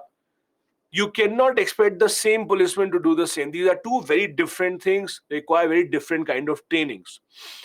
Investigating a crime, especially the crimes these days that are becoming more and more complex, more and more technical and scientific, you require people to be very well versed in investigation. How does it work? How does it not work? All these things have to be handled by the experts only. You cannot have the same officer and expect him to do other things. The reason why in a lot of cases the police might not be able to solve a case is that they don't have good enough proper training in investigation. So suggestion is to have a separate investigation and police function team. For example, if you see American series or web series or British country, etc., you will see some police officers are called detectives. Have you seen this? And some are only called officers. You will see some of them are called detectives, some are called officers. The reason is detectives are those who are trained to investigate a case. And the officers are the ones who are mainly trained to handle law and order and public other functions, like giving security, ensuring that everyone has security. So that's a difference between detectives because they have been trained to investigate a certain case, investigate crimes, while the officers, on the other hand, are different. So that is again a suggestion. The problem with this suggestion is to implement such a suggestion, first you need to have good number of officers. If you don't have enough officers in the police anyway, how can you expect that half of them or some of them should be into investigation, some of them into police functioning? That is a big problem because you don't have enough police officers at the end of the day. So how do you separate those functions? Second, establish state police performance and accountability commission.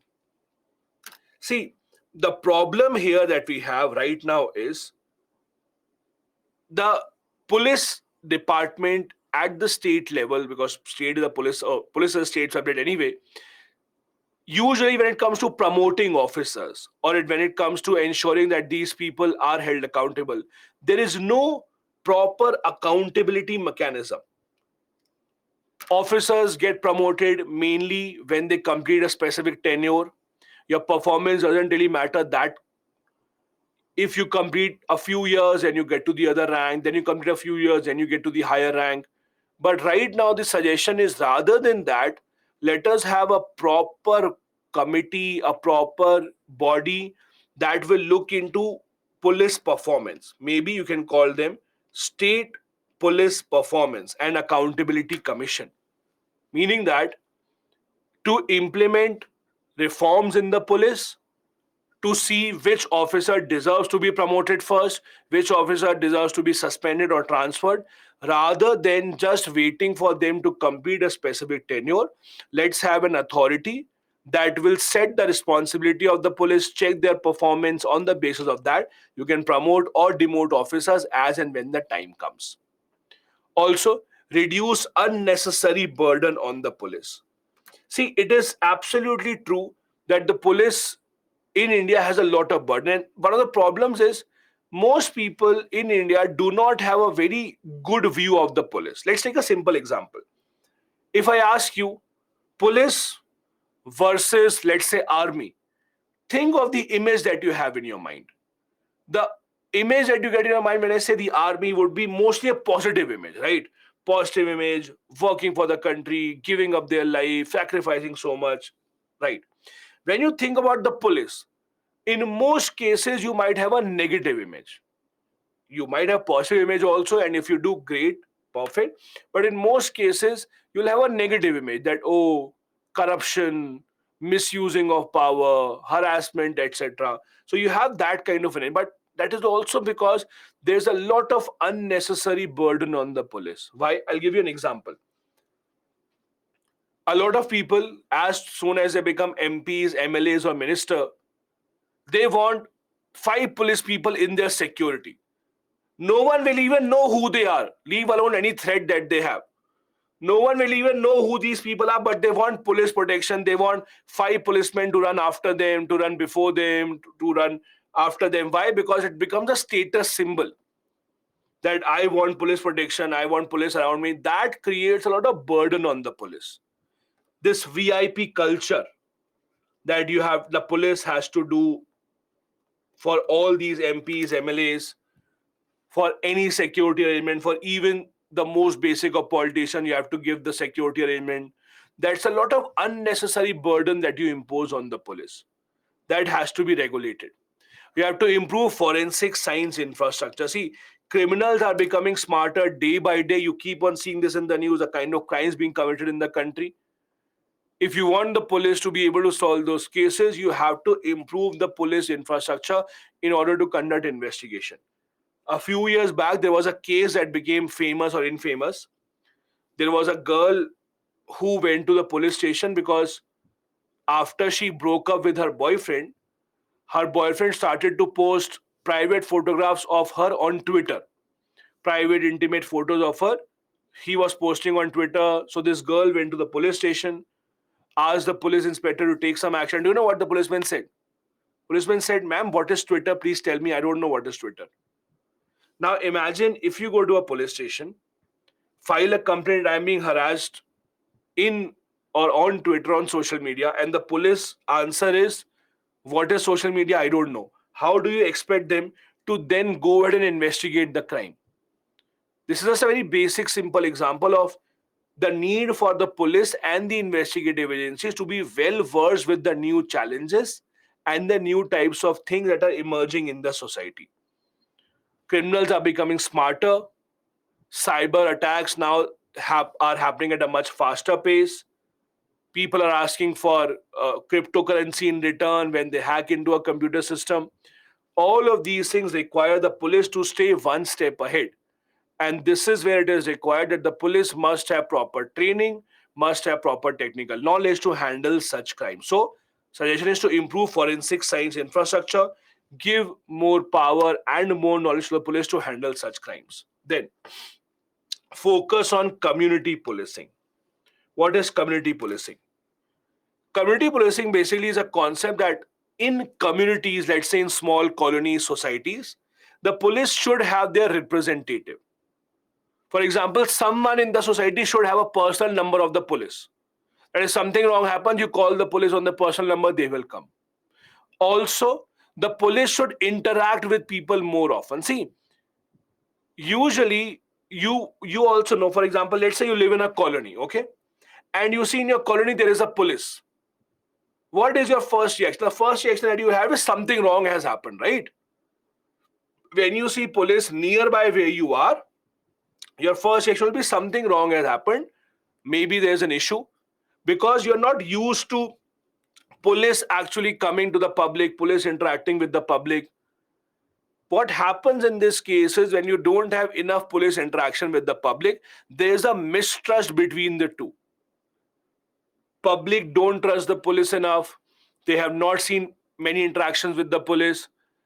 The solution to that is community policing. Again, number one, police should interact with the people more on common basis. Make sure people are confident and they are friendly enough with the police so that they can come up and they can report any issues. Police should interact with them, giving them numbers, having some representative in the society. That is called community policing. Then, gender sensitization. In the police system, the one problem that we usually ignore is the lack of women police officers, especially at the lower level, even at the higher level also. You see how many women, and let's do this question, let's do this experiment, okay? And be very honest, be very honest. I will start a poll. I want all the girls in the class, only the girls to reply, not the boys. Only girls, okay? Only girls you reply. You tell me very honestly, would IPS be in first three choices of yours or not? Okay? I'll start a poll. Just tell me, would IPS be in the first three choice of your service? IAS, IRS, IFS, etc. Okay, I'll start a poll. If you are saying yes, then press A. If you are saying no, then press B. Be very honest. Okay? Yes or no. And please, only girls you reply. Okay, I've started the poll. Only girls, just give the answer. Would IPS be in the first three choices that you would choose? IAS, IPS, RS, whatever. Yes, A, no, B. Let's see. Just a simple experiment. Okay. 59% say yes. Good job. Happy to see that. But the problem is, in the past, this record has not been met. This batch may be different, or maybe right now it's different. Maybe the time comes, it would be different. But if you actually see, mostly people have not opted for this, and there are good reasons. I'm not blaming them. I'm not blaming them. There are good reasons why you don't opt for this service. For example, Kiran Bedi was the first women IAS officer in India's history, right? So it took so many years when India got its first women IPS officer. Even today, you see the number of women opting for IPS are much lower as compared to men. And again, I have no judgment for your service choice. You can choose your service choice in whatever way that you want. But the reality is, even at the highest level or even at the lower level in the police, you will see that the number of police officers are considerably lower. There are various reasons for that. It can be that it's a much more physically rigorous job. It has a more punishing job as compared to others. It involves many more transfers, so it's more unsettling as compared to others. It has its own challenges, lack of infrastructure, etc. All of these things can be issues with that. A result of this is that in the police forces across the country, number of participation of the police is much, much, much lower. So what happens? It is not just about the girls or women working in the police. It's even about the infrastructure. For example, if you look at police stations, many police stations don't even have a girls' locker. When the women are arrested, many of them they are kept in the same locker as men because they don't have a separate girls' locker. The law says if a woman is being arrested, a women officer is a must. Without a women officer being present, you cannot arrest a women. But when you don't have enough officers, what do you do? So the ARC suggesting at least one third of our force should comprise of women. We are nowhere near that right now. There are many other states, or there are many states that are changing things. For example, there are many states that are changing. In Madhya Pradesh, for example, you have many women officers who are Thana in charge or station in charge or SHO as you want to call them. There are things that are changing, but again, these are some things that cannot be forced. Please understand this. These are things that cannot be forced. A government cannot force the women to come in the police, right? It has to come from within. It has to come from within the women. Do you want to take up this job or not? This is a suggestion that they have also given. Before we start the next report, let me take a few questions and then we'll take a break and then we'll start the next report. Okay, let's see. Shweta has a question. In case of anti-defection law, if the case is decided by the governor or the president, however, governor is also appointed by the president. So, Shweta, answer to your first question is, in these cases of disqualification, president or the governors have to decide on the recommendation of the election commission. Okay, the second question is, secondly, if it worked on recommendation of election commission, it will not be binding. How can you ensure efficiency in this? So, Shweta, in these cases, recommendation of election commission is binding. So whenever it comes to disqualification of anyone for whatever reasons, because see, apart from anti-defection law, for other reasons, disqualification is done by president or the governor only. It is only for anti-defection law that you are saying disqualification will be done by the speaker. So in other disqualifications also, it will be done, or the responsibility is with the Election Commission of India to give the advice, and whatever advice that they give is binding on the president or on the governor.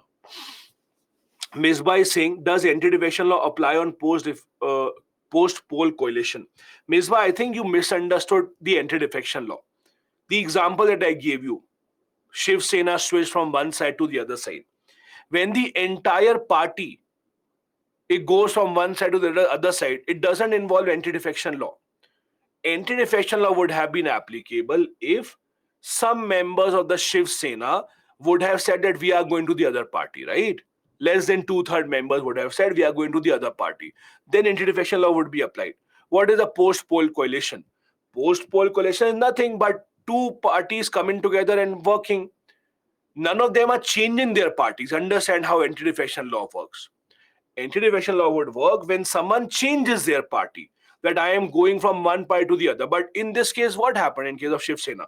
Shiv Sena people remained in Shiv Sena, NCB people remained in NCB, Congress people remained in the Congress. What happened? The only thing that happened was all of them came together and said that we will run the government.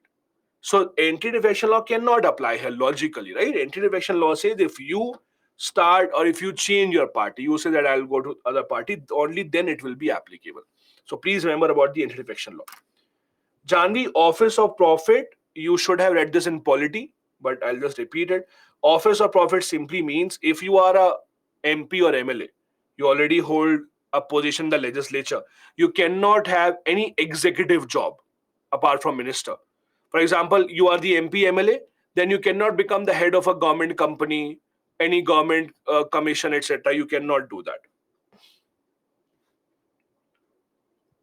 Ilma, merger split is an exception. You are not understanding. Coalitions is not a merger or a split. What is a coalition? One party, second party, they are working together to form the government. No one is changing the parties. Merger or split will come into picture when the party merges with other party. What? No merger happened in Shiv Sena going to NCB BJP. So please understand that part. Okay. Perfect. Let's take a break and then come back after a break to resume, and I'll take a more question after the break. Let's be back at 8:05 and then we'll resume from here. Okay. Thank you guys.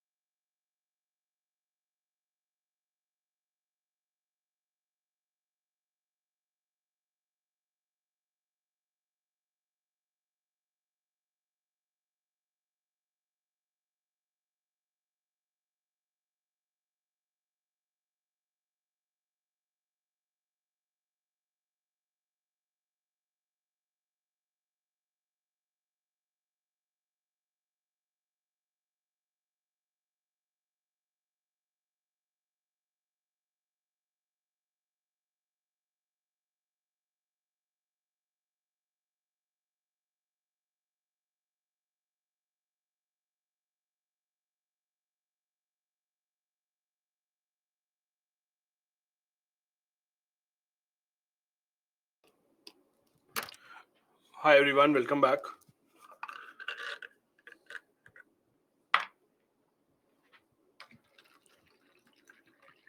Let's wait for a minute, let others join in and then we'll resume.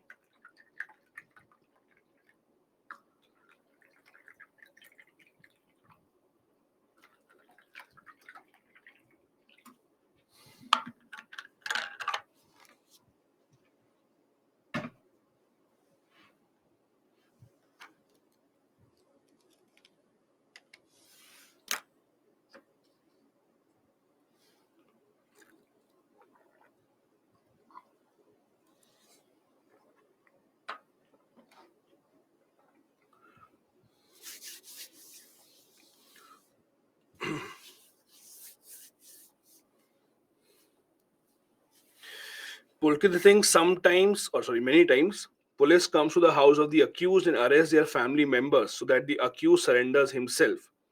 Is it fine on part of the police? I am not an expert on the IPC, so I will not judge that. But yes, anyone who is not guilty of a crime cannot be arrested.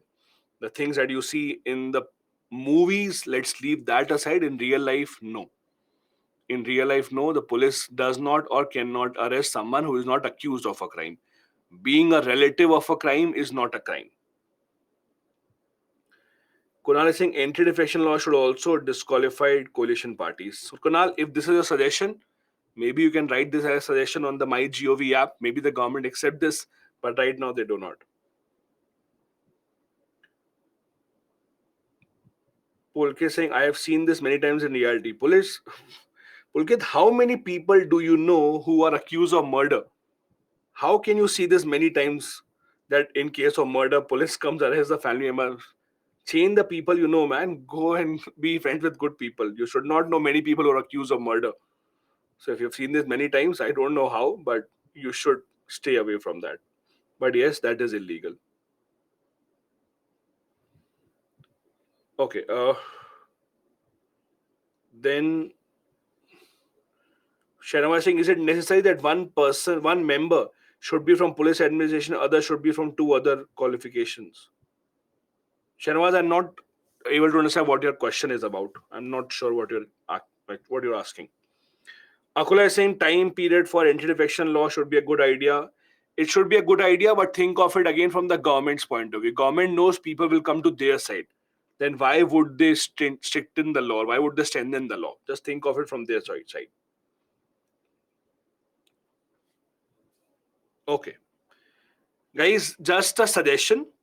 What you see on the ground, what you hear in the news, what you hear someone else, doesn't mean that you can write in the exam. Okay. My suggestion is always please write what is law and on paper. I am not saying police will always do the right thing on ground, but that doesn't mean that you should write what police is doing on the ground in the paper, that police does this. Focus on the law. The law is if you're accused of a crime, you will be arrested. If you're not accused in the crime, you will not be arrested. As simple as that. You might have seen something, you might have heard something. Great. I am not saying police does not do that. Police may have done that, but that is not what can be written because there is no proof of what you are saying. As simple as that.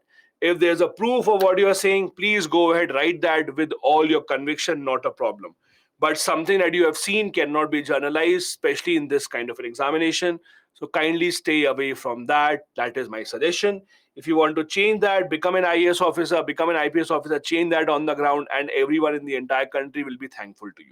But at least for now, let's not write that in the exam. Okay, let's go ahead. The next report that we wanted to discuss from the CAG is recommendations on local governance. Now, when we say local governments, what do we mean? We mean to say panchayats and the municipalities. Local governance, basically, we mean to say panchayats and municipalities. Now, all of you in Indian polity would have read about panchayats, would have read about municipalities. That's a part of the local governance. They were given a constitutional status by 73rd, 74th Amendment Act. But even then, they have had some issues because of which they have not been able to perform their duty properly. For example, as you know, we have an election commission of India. The Election Commission of India conducts elections for the parliament, the state legislature, president, and the vice president.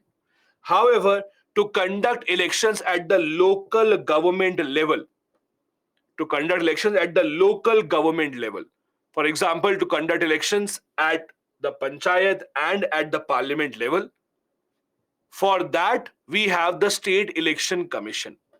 Now, the State Election Commission, the problem is again, there is no qualification criteria written who shall be the State Election Commissioner. The only thing in the law is that the State Election Commission will be a one-member body appointed by the governor. That is the only thing that the law says. While the Supreme Court has made changes when it comes to the Election Commission of India, but at the state level, the State Election Commission, there has not been any changes made. Maybe no one notices that at the state level also we have an election commission, because panchayat municipal elections usually do not come in the news unless they are very big elections. So the suggestion is, even the State Election Commission needs reform, such as appointment process should change. Like the Election Commission of India now, what the Supreme Court has done, maybe at the state level also, have multiple committees, also have proper qualification criteria, proper eligibility criteria that should be followed. Then, devolution of powers and responsibilities. Now, one of the reasons why panchayats and municipalities have not been able to make a big impact, as you know, is because they have not been given a lot of powers. If you look at the law of panchayat and the law of municipalities, you will see the law is divided into two parts. That is, there are things which are mandatory for the government to do, and there are things which are voluntary. Mandatory are those things that they are compulsory must do, like election in 5 years, the reservation thing, the voting age, having a gram sabha, all of that is mandatory. But when it comes to giving them power, when it comes to giving them money, financial devolution, none of that is mandatory on the side of the government. So the governments in most of the states have not given enough powers and responsibilities to the panchayat or the municipalities to actually make an impact. That is also a suggestion that this should change. Then, the working of the State Finance Commission. See, we have the Finance Commission of India that you read about.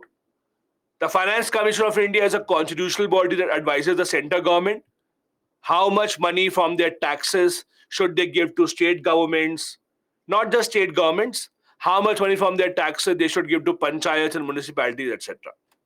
What we don't read about is, at the state level also, we have a State Finance Commission. Similarly, the State Finance Commission advises the state governments how much money they should distribute to different municipalities, how much money they should give to panchayats, etc. However, there is a big difference if you look at the reports of the Finance Commission of India and if you look at the reports of the State Finance Commission. There's a big difference between the two. What? If you look at the reports of Finance Commission of India, they are very detailed reports. They talk about how much money to give to the states based on certain formula, right? They have their own formula that based on population, give this much money. Based on forest cover, they give this much money. Based on average income, give this much money, so on and so forth. So the Finance Commission of India gives a detailed report based on a lot of important factors. On the other hand, the State Finance Commission, when they give the report, it does not have a lot of details. In most cases, it is a lot of random distribution of money. That, oh, this is a big district, give it this much money. This is a smaller district, give it this much money. They don't really go deeper into why this much money should be given, what is the average income of this district, what is the requirement for this municipality, what is it that this panchayat requires. So there is no detailed report given by the State Finance Commission. What is the problem with that? The problem is, when a report is not detailed with proper reasoning, it is always easy for the government to reject that report. The government can just reject it saying, oh no, we don't like it. On the other hand, if you look at the Finance Commission of India's report, although neither the Finance Commission of India nor the State Finance Commission, none of their reports are binding on the government. Whatever they tell the government is just a suggestion. But even then, for the Finance Commission of India, if you look at their working, most of their recommendations are accepted by the government. The government usually accepts their recommendations because it is very detailed, it gives reasoning. Why are they deciding on a certain number? Why are they saying that this much money should be given? On the other hand, if you look at the State Finance Commission, in the State Finance Commission, you will see that the governments at the state level usually might not really implement that report. They have a lot of reasons. They say that no, there's no reasoning given. So the State Finance Commission should have reports that are much, much more detailed. The other suggestion which everyone has about the local governance is give them more funds. If we do not give them enough fund, there is no point of having panchayats or municipalities. It's like a situation where, let's say, your parents or your father tells you, where do you want to go on a holiday? Make a plan. And you make a proper plan. I want to go to Goa, Switzerland, or Australia, or America, or Europe, whatever. And then when you ask them for funds, they'll say, no, no fund. We don't have any money. Just make plans, be happy. How would you be happy in that situation? That you are being told, make plans. We are very good at planning. But when it comes to implementing the plans, no, there is no money. That the same thing happens here with the panchayat. You make a panchayat, you tell them, make plans of development. Don't worry. You make a municipality, ask them, make plans for development. They'll make huge plans. We'll build this and that. And when they go and ask for money, they'll say, So what is the point of having panchayats and municipalities if you don't even give them enough funds? Now the problem is the government say we don't have money, so how can we give it to them? See, if you look at the overall picture in India, let's talk about overall picture. See, what are the big problems that India faces? Big problems that we face: poverty, corruption, infrastructure lagging, education system, healthcare. There are a lot of these problems. Most of the problems can be fixed by ensuring that we have more investment from the government, right? You also accept that. Most of India's problems can be solved if we have better investment, better money flowing in. So if you actually see, the solution to a lot of problems would be found if enough people paid taxes. As simple as that. If you come to the bottom of the tree, the entire story starts with people not paying enough taxes. As simple as that. When people try to evade taxes, when people don't pay the tax that they are supposed to pay, it automatically puts pressure on the other people who are paying the tax. Then government would have to take more tax from them. Government never has enough money. Government never has enough finances. And you have a situation where we are not being able to go ahead and invest enough money. Till the time that a lot more people pay the amount of direct taxes that they are supposed to, we will have the same situation time and time again. No matter what you do, you can take 100 from here, give 100 there. Next year, you will take 100 back and give to some other sector.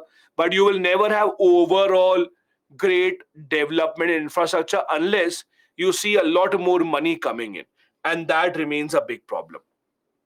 Unless we have more direct taxes coming in, we will not have adequate funds for neither healthcare, nor education, nor infrastructure, nor panchayats, nor municipalities. All of that is connected. And this is where the solution has to come from.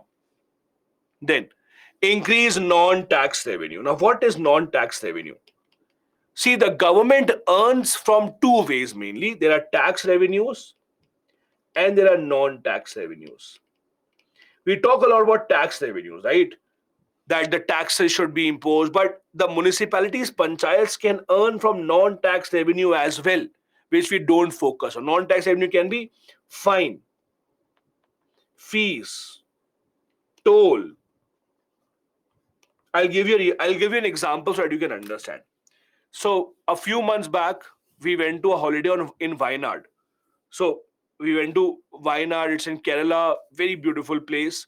So when we went to Wayanad, there was this waterfall where we had to go. We had to see that waterfall. So when we went to that waterfall, we were in a car, and when we were parking the car, we were given a parking receipt, and that parking receipt said it had the name of that particular village in which the waterfall was. So the parking receipt basically had the name of the village, and it said Gram Sabha of this and this, meaning that when you go there, you park a car there, the parking money is going to that Gram Sabha. That is an example of non-tax revenue, that you can, at least the government should allow this much to the municipalities, to the panchayats. That if government itself is not giving them money, at least allow them to earn their own money by non-tax revenue, by putting some fees on the people, maybe a parking fee, etc. There may be a provision that, let's say, if there's a highway, nearby the highway, if there's a village, give a part of the toll collected on the highway to the village.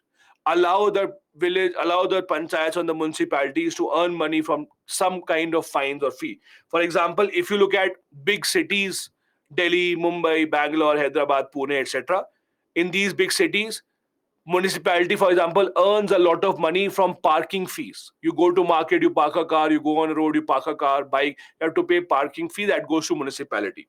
One other thing that gives a lot of money to municipalities in big cities, especially in Mumbai, the Mumbai municipality, that is the BMC, is very famous.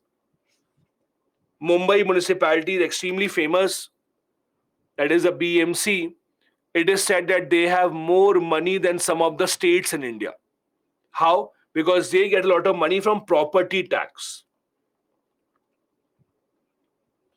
So one of the biggest ways of earning, rather biggest ways of earning money for the municipality is property tax. Now, property tax is given or is decided on the basis of the value of your property. So if your property is very expensive, 100 crores, then you have to pay higher tax. If your property is very, let's say, cheap, 10 lakh, 12 lakh flat, 8 lakh flat house, then the property tax will be lower. So you can now imagine where the property rates will be highest in the country. Obviously, you go to Mumbai, property rates will be the highest. So there the municipality earns the most money. So the property tax is a good source of revenue, but only for the bigger cities. For smaller cities, many people don't even pay property taxes. That also is a problem. So you have to increase the finances of the panchayats and municipalities. Either you increase it from the government giving it himself, or the government is not giving them, at least allow themselves to have non-tax revenue, fees, fine, etc. Then allow borrowing within permissible limit. Allow borrowing within permissible limit. Joina, I just gave an example of property tax. Property tax is a tax revenue only. Now, in India, central government borrows a lot of money from the market, from outside India as well. Not just this, state governments also borrow money with certain restrictions. Now comes the question of panchayat and municipalities. Do they borrow the money or not? Some municipalities in India have been given the permission that they can go and borrow money from the market in exchange for bonds. But that is only applicable to big municipalities. See, only those can borrow money who have the capability to pay back. As simple as that. You go to a bank and ask for a loan. The bank will give a loan only when you can prove that you have the capability to pay the money back, right? If you don't have the capability to pay the money back, the bank will not give you the loan. As simple as that. Similarly, there are municipalities that do issue municipal bonds. But municipal bonds are only issued by some municipalities and not very successfully, who have the right or who have the power to actually pay back the loan. Over here, the suggestion is more municipalities should be allowed and should be encouraged to take borrowing from the market, spend on the infrastructure, build better infrastructure, and then get the money back. That is also a suggestion that has been given in case of the local panchayats. Now comes the next report. The next report is capacity building on conflict resolution. What do you mean by conflict resolution? India, unfortunately, has a lot of internal conflicts going on. Since our independence, we have seen many conflicts. We have the problem of Naxalism in India. We have the insurgency issue in the northeast. We have had the Jammu Kashmir issue. So Indian government has been very used to this problem of conflict. The conflict resolution issue is that how should the government resolve these conflicts? First, negotiation should be given priority. Now, please understand, this is something that the Indian government has always done. For example, if you look at the northeast part of India, where there have been multiple insurgencies, if you look at the northeast part of India, since India's independent history, there have been multiple insurgencies, starting with Nagaland and many other states and following up. The great part is, in all of these insurgencies, the government of India has adopted a similar strategy. What? The government has encouraged those insurgent leaders to come and join politics, be a member of parliament, be a minister, be an MLA, and then bring change rather than demanding change from the government right now.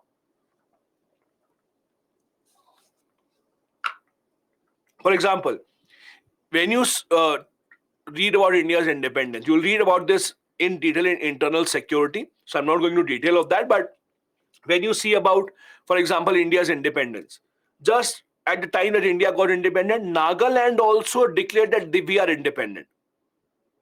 There was a Naga leader called Fizo. Fizo, very famous Naga leader. Under his leadership, Nagaland declared that now we are also independent. Indian government tried to ask him, tried to tell him, you can come and join politics. Similar is the case with many other examples. You can see in Assam. Assam Accord was signed by the Rajiv Gandhi government. People who are agitating against the government in Assam Accord, now most of them are a part of active politics. Look at it in Mizoram.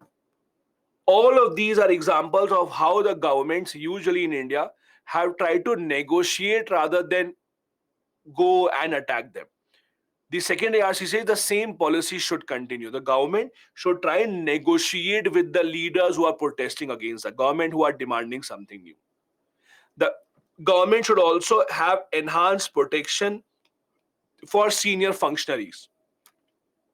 Have much better protection for senior functionaries. See, especially in the Naxal areas, people working for the government are always under danger. You see the news coming in from the Naxal areas that the government vehicles are attacked, the government officials are attacked. There have even been news of DM being kidnapped. You know that in Naxal areas, DM collectors being kidnapped. It also happens. Many government officials being kidnapped because, see, for those who believe in the Naxal ideology, for them, anyone working for the government is an enemy. Anyone working for a higher position, the government is an even bigger enemy. Because their ideology is that the entire government is against us, the entire system is against us. So the suggestion of the second ARC is give much better protection to senior functionaries in the government, especially so that they are not under danger. Enhance the capacity of security forces.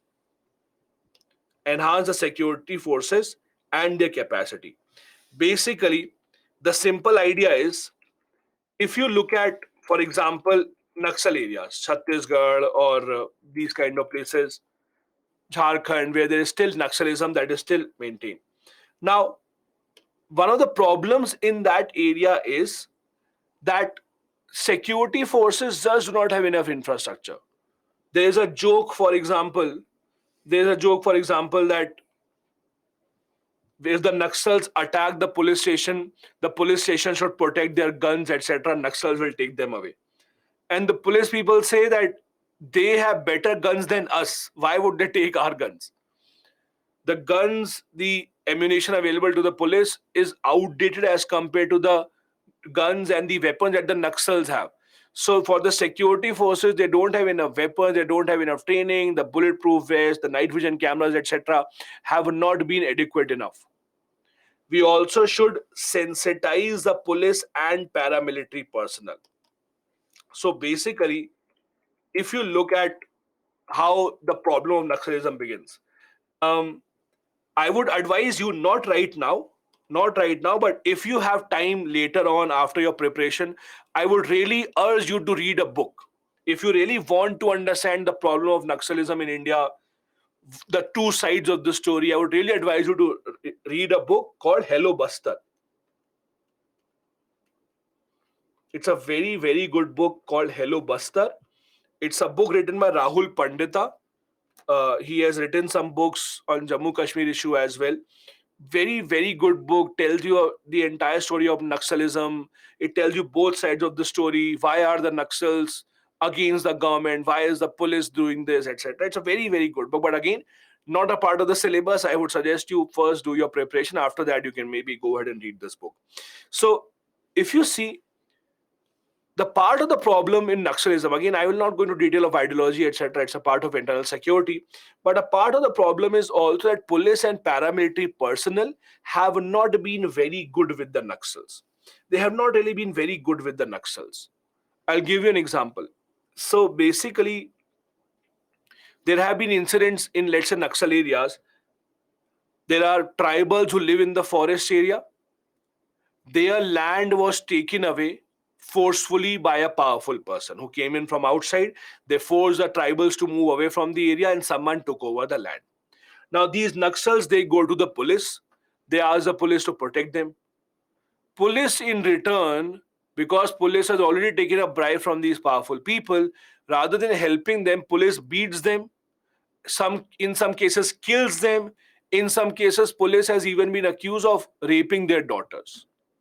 Now imagine the mindset of that tribal. What will he think? That his land was taken away by powerful people. He went to the police and the police punished them. Now what will his reaction be, or how angry that person would be? Now again, I'm not saying who is right, who is wrong, and this is not a generalized example. Please don't think it is a generalized example. Everyone is like that. No, everyone is good, everyone is bad. But the problem is, in case of police, paramilitary personnel also, with the paramilitary personnel, again, the problem is most of the paramilitary personnel, like let's say the CRPF, who's stationed there, they are not from that area. They might be, let's say, from Rajasthan, some of them, let's say, from Kerala, from Punjab. They have been transferred there to work there. They don't know the area properly. They don't know the people properly. They don't know the problem of this area properly. It's a very complex problem to understand. If you talk about Naxal problem, very, very complex problem. You cannot expect someone coming in from outside randomly in a few days, in a few months, and able to understand what is the problem here. It's a problem that has been going on for many decades, and you can't just solve that. Second, ARC says at least sensitize the police, sensitize the paramilitary personnel. How exactly can we improve the situation? Second, ARC also gives a suggestion of how can we tackle the problem. Have you heard of this greyhounds? Has anyone heard of this? If you are from Andhra Pradesh, you might have heard of it. Not from Andhra Pradesh, even then you might have heard of it. Greyhounds. Have you heard of this? This is the logo of greyhounds, by the way. This is the logo of greyhounds. So, if you look at the history of Naxalism in India, if you look at the history of Naxalism in India, this is true that the word Naxalism comes from Naxalbari in West Bengal. That is true. If you look at the word Naxalism, it comes from Naxalism or Naxalbari, West Bengal. But it doesn't mean that it started from West Bengal. If you look at the history of Naxalism in India, you can trace back the roots to Andhra Pradesh actually. So Andhra Pradesh is set because Andhra Pradesh is the place where the first leaders of the ideology of Naxalism started in India. The first people who wrote the books of Naxalism in India, who started spreading this ideology, etc. So Naxalism, it is true to say that yes, the word may have become famous based on a state in West Bengal, place in West Bengal. But if you look at the first few leaders of the Naxal movement in India's history, they came from Andhra Pradesh actually. However, if you actually see now, Andhra Pradesh has almost completely overcome the problem of Naxalism. Almost, not all, but almost they have overcome the problem. One of the reasons is the success of the Greyhounds force. Why is the Greyhounds force different? What have they done? One of the issues that we have in security forces fighting against Naxals is most of the Naxals or the people who fight for Naxals are tribals who live in the forest areas. These are very dense forests. You can't even imagine how dense the forests are. Now, if you actually see these Naxal forests, etc., in these areas, when the security forces go and attack the Naxals, they go and hide in the forest because they have been living in these forests for many years. They understand the forest like their home, but the security forces do not. So what happens? Security forces are not able to catch them, not able to find them in the forest area. What has the greyhounds done? What the greyhounds has done is they have asked those people who were earlier used to be Naxals, they have been recruited by the police. So police, for example, has given some of them better money. Some of them have been told or counseled to change their side. So greyhounds is a security force of Andhra Pradesh where a lot of people who have been living in the same tribal forest areas who have been now employed by Andhra Pradesh police, given this special task of fighting against Naxal, and this is a reason why they have been successful. They know that area completely, they understand that area properly, and that is why for them to find out that someone is hiding in the forest is not that difficult as compared to someone else. This is where the example of greyhounds becomes important. What Andhra Pradesh has done can be and should be done by others. Other suggestion, we should strengthen the local level police station. As I said, give them better weapons, give them more information, allow them to fight against this problem. Then have good implementation of the Forest Right Act. Now, please understand this. See, one of the issues that we have why a lot of people in the tribal areas join Naxals or want to support the Naxal ideology is they believe that the government is after their land. They believe that the government supports those people who are taking away the Naxal lands. The reason is, although in India, we do have a law about giving protection to the tribal land, we do have a law called the Forest Dwellers Act, under which if someone has been living in the forest for a long time, they will be given the ownership of that area. Government will give a property document that this is your area. This is a law called the Forest Dwellers Act, that if you have been living in that area for many generations, we will give you ownership of this area. But you also know the law on paper and the law in reality are very different. As many of you just said, police comes and arrests relatives of those who are accused, which is not the law. Over here also, the law on paper is different, that yes, we will give you the rights, we will allow you to have ownership of the land, but in reality, it is not the same. In India, the problem is never lack of laws. In India, the problem is always the implementation of the law. That the laws are not properly implemented, and thus the people don't have trust in the government. The suggestion is these kind of laws should be implemented properly. Break the nexus between illegal mining, forest contractors, and extremists. Have you ever thought, how do Naxals get all that money? From where do they get money to buy those automatic weapons and weapons which are even better than our police? What do you think? How do Naxals get the money, yaar? What do you think? How do Naxals get all their money to buy weapons or let's say to buy bombs, etc.? What do you think?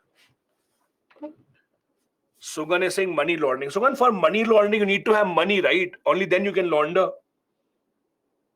Those who are saying money, you get money first and then you can launder, right? Robbery, support from other countries, smuggling, neighbors. Okay, I'll tell you. So basically, there are two main ways. Understand this. There are two big ways or two main sources of funding, sources of money that the Naxals have in India. Okay, first big source. If you realize, just notice the areas in India which are under Naxalism. Just notice those areas. That is the mineral belt of India. If you look at the areas under Naxal, Chhattisgarh, Jharkhand, that is a mineral belt of India. So what the Naxals do is they control many areas where there are many minerals found. So they illegally take out the minerals and start selling them in the market illegally. That is one big source of their earning. Illegal mining of the minerals. One. Second, friends in foreign countries, China, Pakistan. And this is not without proof. Many times when the government forces, security forces, successfully, let's say, have an operation against the Naxals, and then they capture the Naxal weapons, most of those weapons are made in China, are made in Pakistan. So there's enough proof that they are getting help from outside. So how to break that? If government can control their funding, they can control the spread of this problem. Controlling funding from China, Pakistan may not be in our hands because they have their own interests. But we can at least try and break this illegal mining problem if we can ensure that this illegal mining doesn't happen. That Naxals are not able to sell the minerals, their funding source will cut down. See, this is again a similar kind of a problem when you think of how does Taliban get its money. How is Taliban earning money? How do they get weapons? How do they run? Taliban gets money because again of opium, the drug that they produce, and then they illegally sell it in the market. So usually these organizations who want to get money, fight against the government, they get money from these illegal sources. This is the Naxal issue also. Also, use specialized government agency like BRO. BRO is Border Road Organization in place of contractors. Understand the problem in these areas. See, there are two ways to look at this. People living in the tribal areas in Chhattisgarh, Jharkhand, they say that government discriminates against us. Government has not built any roads, any infrastructure, any bridges in our area. So because the government hates us, and that is why we will attack the government. Government says that when the contractor comes to build roads, bridges in your area, you attack them, you kill them, so the contractors are not coming. So it's a problem from both the sides. It's a problem of deep distrust between the two. When the government sends a contractor, they don't want to go to this area because who wants to take a danger? And then on the other hand, the tribals say the government is not sending anyone. We don't have telephone signals. Our children are not being able to study. We don't have schools. So it's a problem from both the sides. One of the part of the problems is that you have contractors and you ask them to go and build infrastructure. So the suggestion from the second ARC is rather than asking the private contractors to go and build infrastructure, ask BRO, Border Road Organization, which is a specialist government agency that does an amazing job of building roads nearby the border areas, as you know, and very, very tough terrain. Ask them to build roads here because they are knowledgeable enough, they are skilled enough to handle threats. The private contractor would not know how to handle threats. But BRO knows how to handle threats when they are building a road on the China border. They know what threat can come in and what can they do to handle it. Similar should be the case. They should be employed. Their services should be used over here as well in the Naxal area. That is a suggestion given by the second ARC.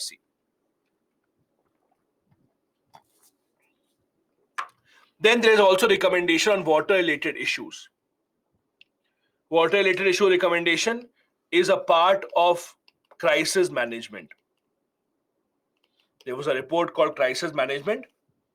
In that report, they also talked about how to deal with water-related issues in India. Water-related issues usually will always happen because India does not have enough fresh water for the population that we have. As the population grows, as the use of water grows, the problem will only grow bigger. So how to solve the water-related issue? You see so many water-related issues in India.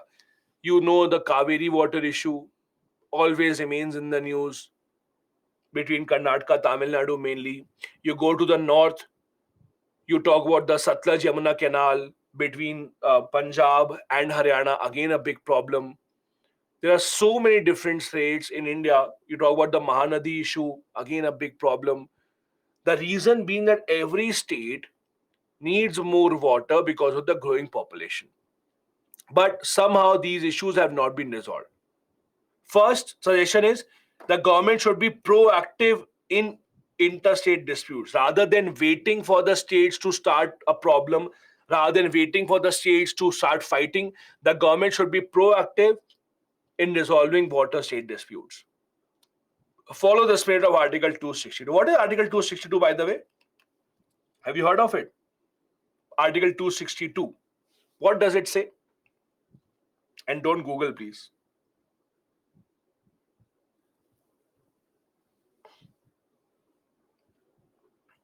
What does it say? Article 262 talks about forming interstate water tribunals. It talks about forming interstate river tribunals or water tribunals.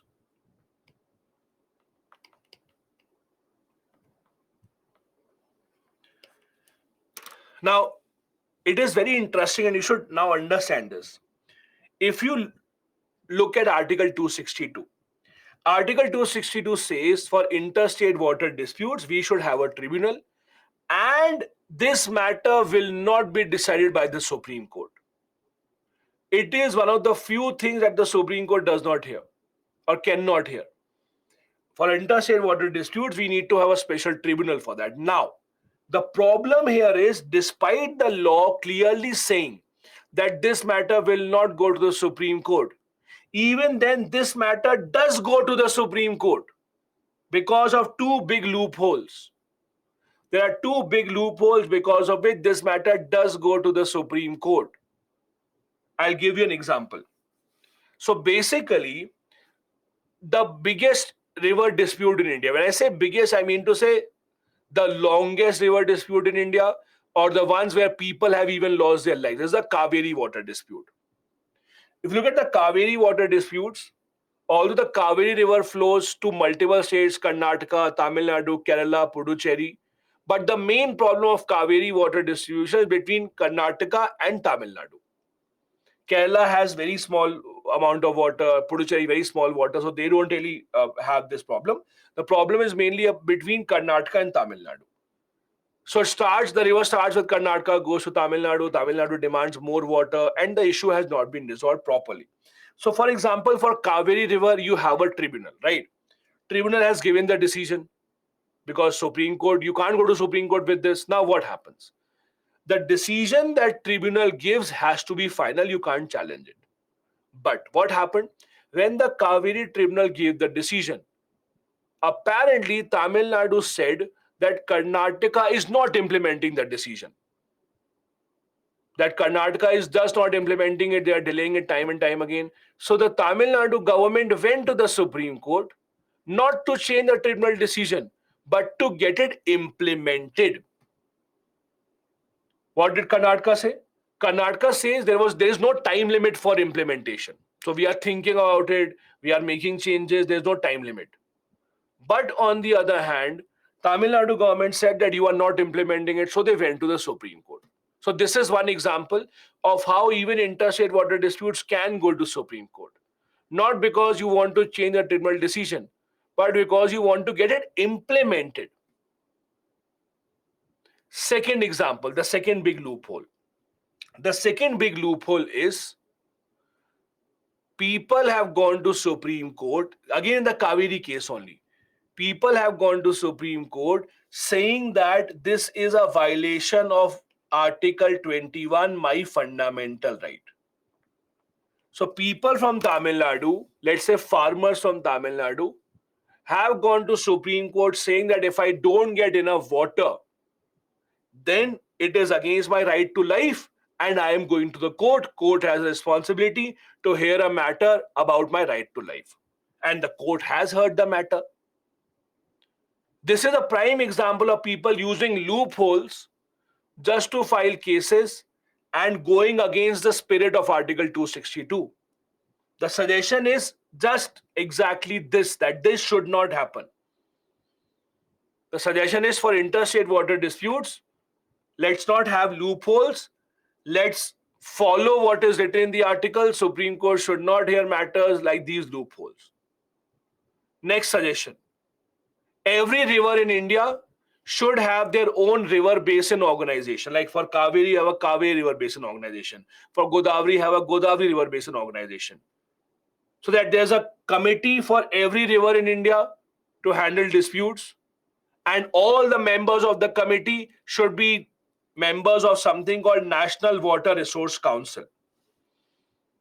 Again, all the different states, all the different rivers in India should have their own river basin organization to handle the dispute about that river, and all these members of different rivers should be members or should be part of National Water Resource Council so that these issues can be resolved quickly. It also says there should be a national water law. See, water is a very interesting subject. You know, water is a state subject. If you see, water is in the state list, but interstate water is in the union list. If you look at the list given in the seventh schedule, water is a state subject. But then on the other hand, the national water law or the interstate water, it becomes a national subject.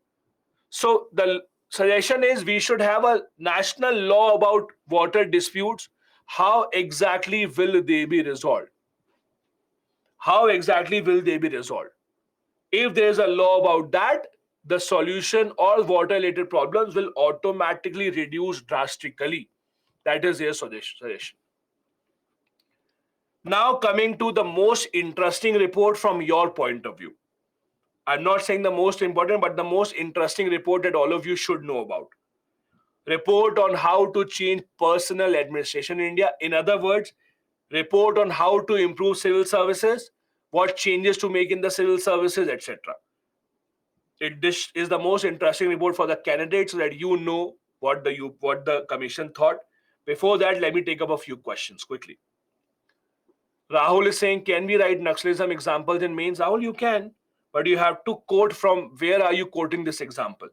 You can't just randomly write police did that. You have to quote from this author, from this book, from this newspaper. If you can quote, if you want to quote an example, you can, absolutely. Shanawaz is saying, is it mandatory that one member should be from one of qualification of CVC? Yes, all the members should be from CVC qualifications only. I'm not sure why that question is.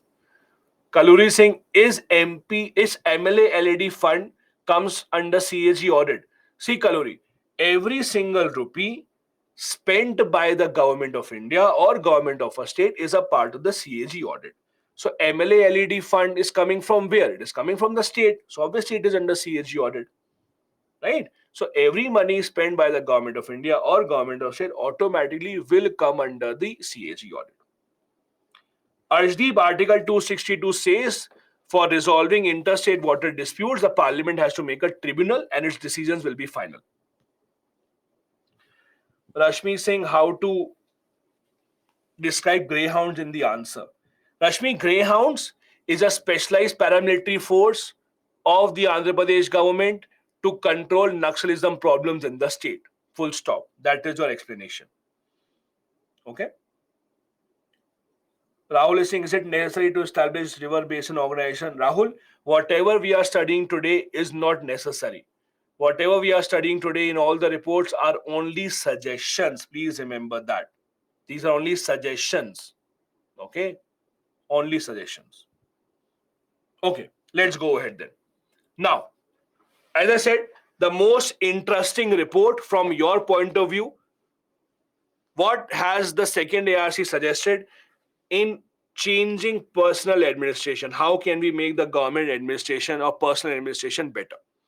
First thing, they suggested changes in the entry to the civil services. Now, let me try and explain this to you. Let's say you are someone who decided in class 12th that you want to prepare for UPSC. Okay? Or even before class 12, you decided you want to prepare for UPSC. Now, what happens in this case? You know that you can only give the exam after graduation. So what do you do for college? So most probably for college, you join a course and then you don't pay attention to the course. You just pay attention to the coaching or to your preparation. You just take the admission to the college just for the degree purpose, right? You don't study a lot there. The suggestion is, why not have some institutions or colleges called National Institute of Public Administration? So that, for example, after class 12th, you can get admission into these colleges where you will be taught the same subject that you have to read for the civil services. So in these colleges, you will be taught polity, history, economics, geography, etc. By the end of 3 years, you will get a graduation degree also, and you can be eligible for the exam also. Because right now, what is happening? You are focusing half on the college, half on the preparation. You are not even paying attention to your college. That is the idea. That let's have these colleges where you can actually read these kind of things. Now, as Ashmi is saying, what about the plan B? So, Ashmi, government will not take care of your plan B, right? You have to take care of that. It is not necessary that if you have to give the exam, you have to take admission into this college only. It's not like that. You can take admission wherever you want. But for those who want to study these things only, they can take admission here. So that the degree will also be the similar thing and you can read the same thing. You can give the same exam. That is a suggestion. Again, I am not saying you have to like it or you don't have to like it. Don't worry. Don't get angry. Government has not accepted any of this. Okay, don't get angry. But this is again a suggestion that they have given, that rather than people going ahead and joining some other degree course, why not teach them the same thing in a college? Second, they have given suggestions about what should be the age of entry and the number of attempts. See, their suggestion is, again, you might or might not like it. Their suggestion is for general category, age limit should be 21 to 25 and only 3 attempts. OBC 21 to 28, 5 attempts. SC, ST or physically handicapped 21, 29 and up to 6 attempts. That is their suggestion. Again, you might or might not like it, entirely up to you. Why have they written this, or what is the logic of their suggestion, and why would it never be implemented? I'll tell you that also. First, I'll tell you why it will never be implemented. See, in these kind of laws, like reducing the age of an exam or taking back the reservation, it is almost impossible. No government will ever take a chance. Everyone who is preparing for UPSC is above 18. All of them are eligible to vote. If the government all of a sudden reduces the eligibility or reduces the age, people will be very angry. Why? Many people have been preparing for this exam for a long time. Many people start preparation after 25, so they'll be very angry. They'll vote against the government. So governments can increase the number of tenure and age, but it is very, very difficult for the government to reduce the tenure and age, because the government knows those students, aspirants will be very angry. In fact, I don't know if you remember, a few years back, this was increased. The age of general category used to be 30, 21 to 30. But a few years back, it was increased to 32. So government usually increases rather than actually decreases, because it's very difficult for the government to have so many people angry against the government. Because see, who are preparing right now, they think that no, I will be clearing this examination, I want more attempts. If you ask my personal opinion, I like this. I suggest every single person that you should not give your entire life to an examination. I suggest everyone, even if let's say in general category you have 6 attempts, I do not think that you should go ahead and give all 6 attempts. I'll tell you why. I'll tell you the reason also. The reason is, and this is true, you will understand, when you are in your 20s, you are in the most prime of your age. You can take a lot of risk. You can do a lot of learning. You can enter any field that you want. You can gain any skill that you want. Now, when you have a situation that in the entire 20s, till the end of 20s, you are just preparing for an examination day in and day out, day in and day out. God forbid if you don't clear the exam even by then you don't have many options left after that. Then even if you join another job, I'm not saying you will not get a job, but then you get a job after 32, 33, then you will be behind the people of the same age group. People in the same age group as yours may have done a lot of other things. They may be your seniors, and you might not really be appreciated then. So my suggestion again is, always when anyone asks me, I never tell anyone give 6 attempts. I always tell them, make up your mind, how many attempts can you afford? 2, maximum 3. My suggestion always is, don't go beyond 3. This is not your life. You can do a lot of great things, brilliant things in life. There is no point dedicating your entire life to an exam, because the later that you do it, or the late that you actually are, the worse are the chances of you getting and settling in some other field. So I like it, but again, you may or may not like it, entirely up to you. Maybe when you are an aspirant, you will not like it. When you're not an aspirant, then you will like it. So it entirely depends upon you. But at least now the government is not changing it for now, because you cannot randomly change it. So many people are preparing for the exam. Thousands of people prepare for this exam every single year. Lakhs of people, in fact.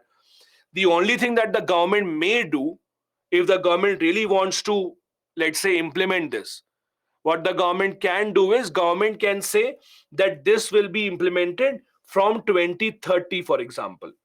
But the government cannot implement that immediately, because that will become a big problem, because many people are preparing for this exam, they have given their life to it. So these kind of laws can be implemented by giving a notice period for the people. Like, let's say after 5 years we will implement the law, so next 5 years give exam whoever wants to, not a problem.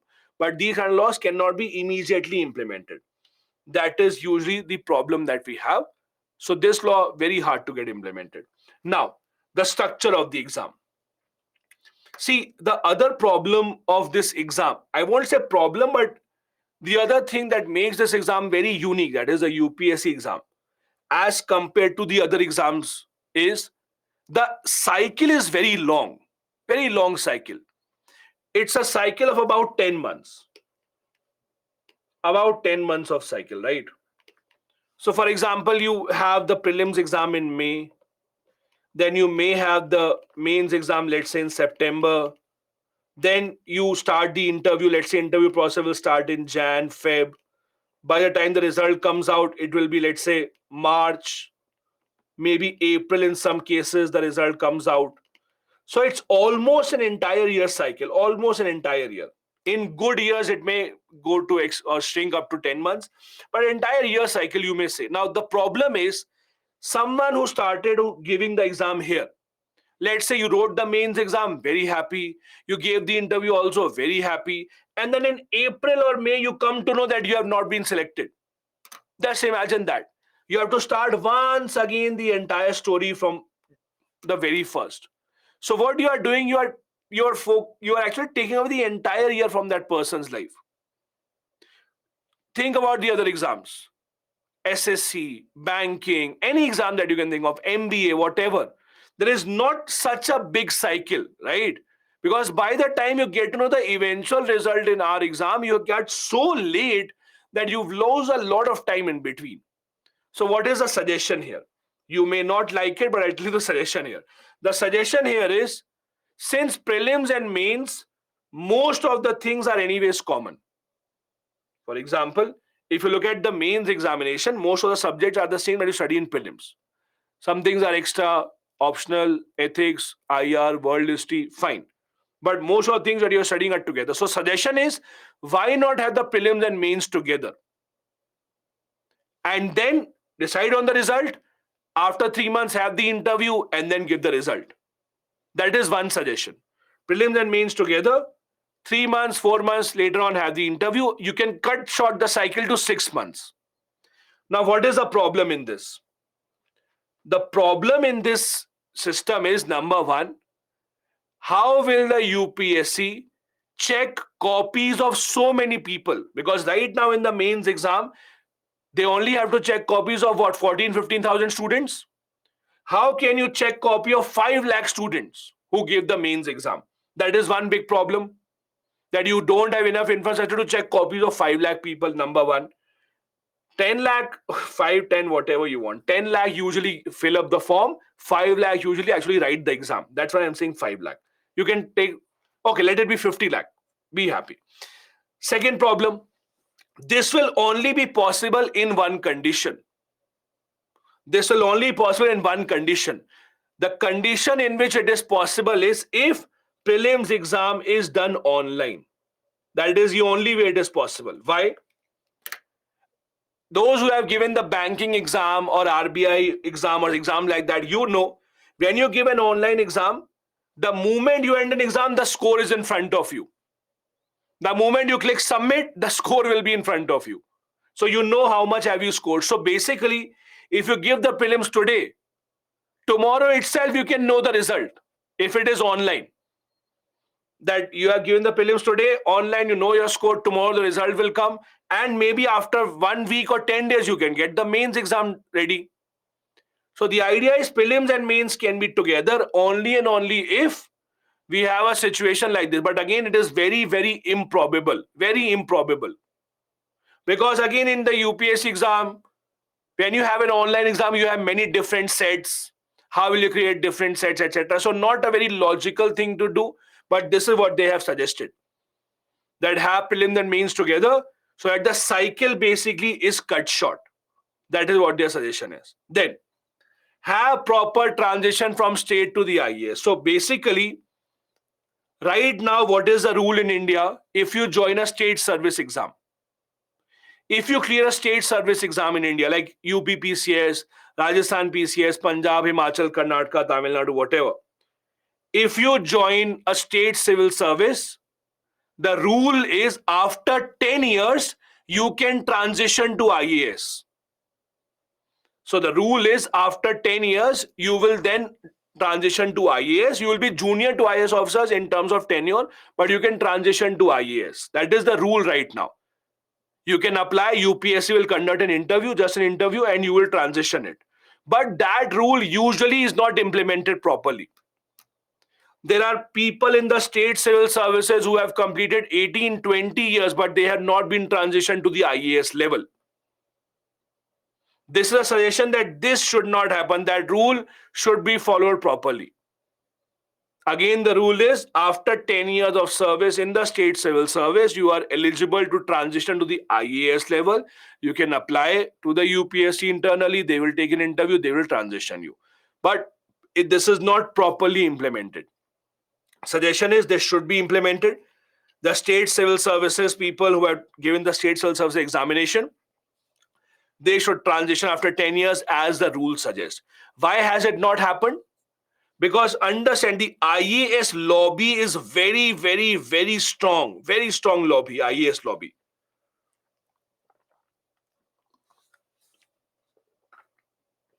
In simple terms, the IAS officers who actually work for the central government, they don't like outsiders coming in and taking their post. They want the monopoly over what is theirs. They can go anywhere. They are happy with that, becoming CAG and whatever. But they don't want anyone from outside, from the state examination. How can this person come? So they try and create as much delay as possible in implementing these things. So they don't like it. But the suggestion is that should be implemented properly. These were the most important reports that we had, or the most important recommendations of the personal administration report. Now, a couple of more reports. Another report is on disaster management. How to improve disaster management. Now, India is not a country, or India, in fact, is a country, unfortunately, that actually sees a lot of disasters, rainfall, droughts, floods, landslides. All of these are disasters that we see. Now, right now, usually what do we see?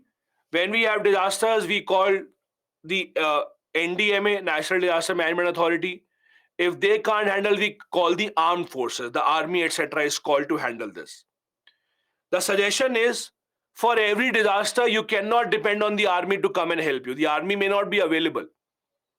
Usually you will see landslides, floods, flash flood. You call the army to help them out, and they always come and do the job. But you can't always be dependent on them. So the idea is have three categories of disasters: local disaster, state, and national disaster. Only for national disaster, the army, etc., should be called in. For state disaster, the state police, the state disaster management authority should come in. For local, the local administration should manage, the DM, etc. should manage. So that for every disaster, you are not dependent just on the police, just on the security agency coming in time and time again. India should have at least 1% people in civil defense. Now, what does it mean? Many countries, especially those having a lesser population, have a kind of a backup army. What do? Is they train their common citizens also, that tomorrow if a situation comes and you will have to come and be a part of the army, you should know how to behave in the army, you should know how to use weapons, etc. Israel, for example, has a very big kind of a backup army. Now, in India, we don't have this concept of backup army, etc. But we do have something called territorial army. In India, we have something called territorial army that does kind of a similar thing.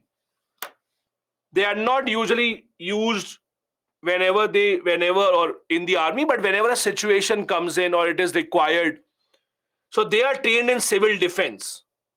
That if a disaster comes in, at least they know how to behave.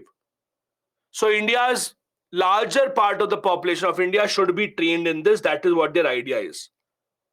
That a larger part of this should be trained so that they can actually know that, oh, if a earthquake has come, what to do. If a fire has started, what to do. They should be trained in this. Yes, Suhasini. Anurag Thakur is a prime example of this. Chintan, Kirupkar is saying, can we relate this to Agnipath scheme? You can say Agnipath scheme would have a positive impact on this point. You can. Also provide medical training to police, firemen, home guards, etc. Because the problem is, if you do not know how to deal with people or how to treat people once you have brought them out of fire, for example, the Balasore accident, many amazing people went there to help bring people out of the train. When they brought people out of the train, after that, what do you do with them? How to give them medical aid, etc. That becomes an issue. So people should be trained with that as well. Crisis management should be a part of our education. I don't know about you, when we used to be in school, the only thing that was told to us is, if earthquake comes, what do you have to do? Nothing else. That was the only training of crisis management given to us. That if the earthquake comes, go and hide under your table or run outside. That is mostly what the crisis management training was. So basically, right now, we do not have a situation where crisis management has become a big part of schools and colleges, which should not be the case. We should have crisis management told to or taught to common people so that they know how to behave in this kind of a situation. Anyways, now there is one other thing that you have to understand. A part of how to handle disasters can be handled very well if you give warning beforehand. For example, we just saw this huge cyclone. There were times when these cyclones used to kill thousands and thousands of people. And now with technology, with the government warning people beforehand, government being prepared for it, you do not see so many people losing out on their lives. Means, if you actually see an early warning system that the government should focus on, will lead to a lot of improvement in handling of these disasters. Early warning system can be used for a lot of, and it is used for a lot of things. When we had tsunami, after tsunami, the government of India started this system where they would be able to communicate if there are high waves that are coming in so that people can take action. So better the early warning system, the more prepared people will be to handle these kind of disasters. But the early warning system has to be put in place even for the people living in the most remote areas. If the people are not living in the most remote area, if people are living in the most remote areas, they may not have internet connection. How does the government tell them or warn them? That is a challenge of the government. So government has to build enough infrastructure to detect problems and warn people beforehand. Then the government, the second ARC also gave a report on how to improve citizen-centric administration, or how to make the administration more citizen-centric. Citizen charter should be introduced. We have discussed about that. Then we should have a suggestion box. Now, what do you have? What do you mean by suggestion box? Uh, if you have seen that movie Nayak, it's a Hindi movie, but it was a remake of a South Indian movie only. That One Day CM movie, if you remember. In that movie, there's a scene where the actor says that we will put up a box in every street so that people can come and fill in their complaint. They can just deposit the complaint, that will be a complaint box. But I know for a fact, if you do this in reality, the first day someone will take the box home. You all know this, right? That is how India works. You put up that box on the street, next day the box will be gone. So in reality, you can't have that. But not to say that it has to be done in a similar manner. The government has done this in the form of My GOV app. So for example, in the My GOV app is an example of that. That in the My GOV app you go and you can actually put in your suggestions. Again, I am not saying government will accept or will not accept or whatever, but this is an example of the government asking for suggestions from the people. Also, ensure participation of women in physically challenged. It has been done slightly with one-third women reservation, panchayats and municipalities, etc. But we still have a long, long way to go in ensuring women's participation in governance. Remember the other day I was asking you, tell me name of women ministers. Either we don't have enough women ministers, or even if we do, people don't remember their names. So obviously number of women ministers are very low. Number of physically challenged ministers almost zero. I don't remember any. So you have to be, the government should be much more inclusive. That is also a suggestion. The government should focus on grievance redressal also, means handling complaints of the people. That is grievance redressal. It has been focused on. You can give an example of Lokpal, give an example of CVC. All these things have been done online, RTI, etc. All of these things have been done. So again, these are some of the recommendations that have been accepted by the government. Then the last few, a recommendation on how the organizational structure of the government of India should change, how the government should work, and what the government should not do. First, the government should focus only on the core area. So basically what they have suggested is government should not do a lot of business by itself.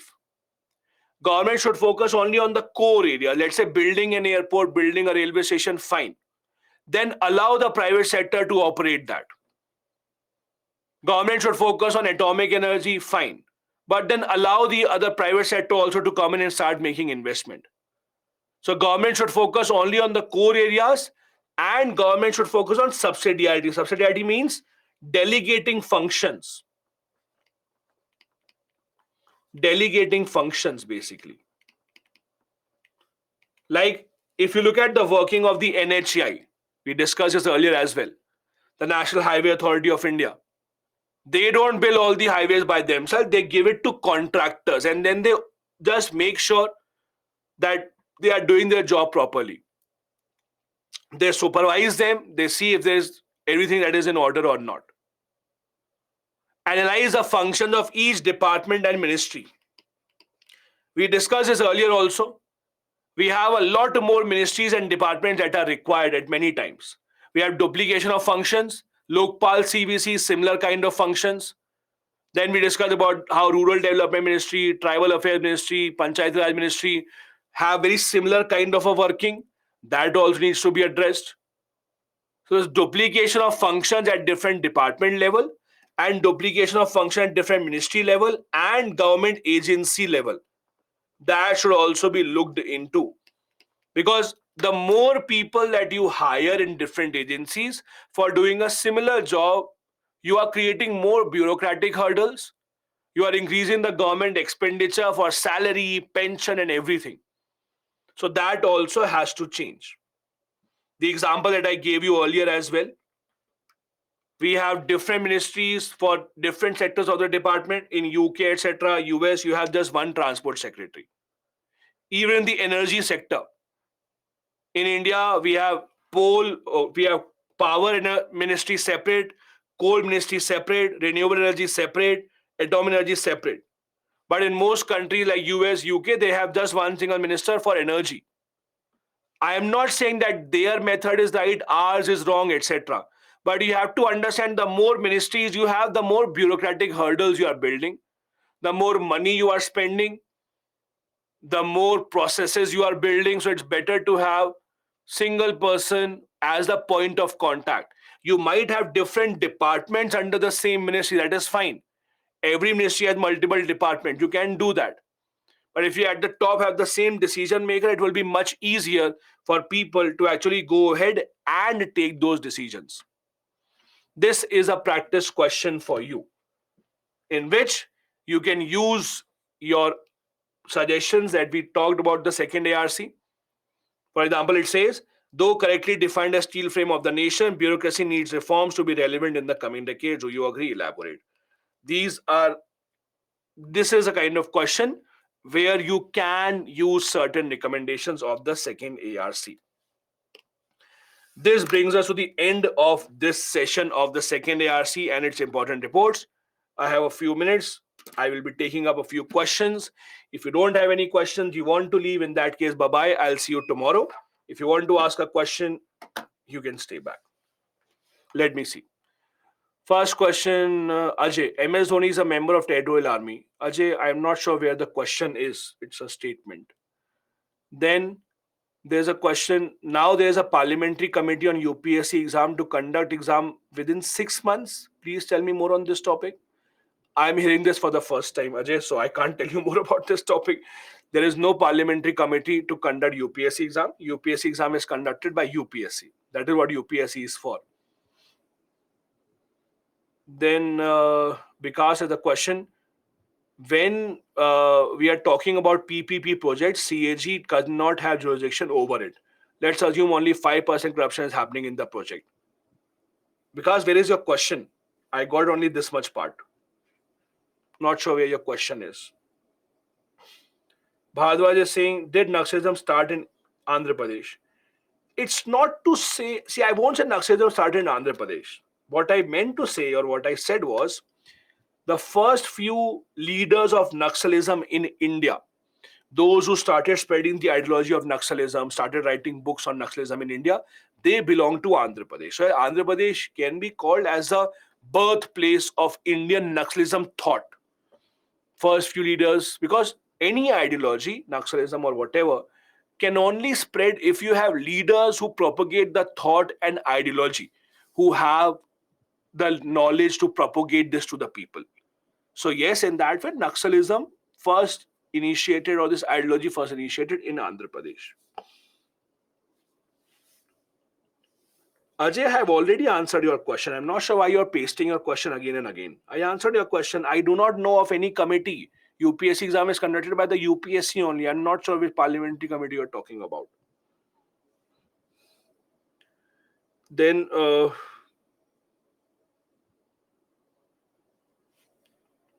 Misbah is saying, I am very confused. Just a second.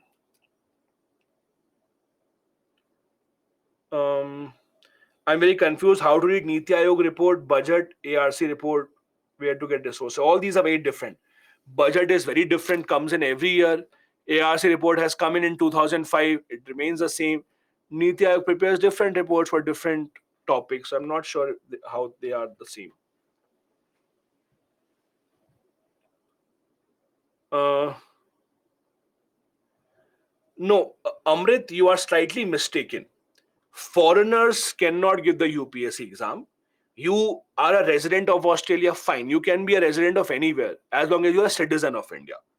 If you're a citizen of India, you can give the exam. Your residence doesn't really matter. If you have left Indian citizenship, taken the Australian citizenship, then you cannot give the exam. So it's about citizenship and not residency.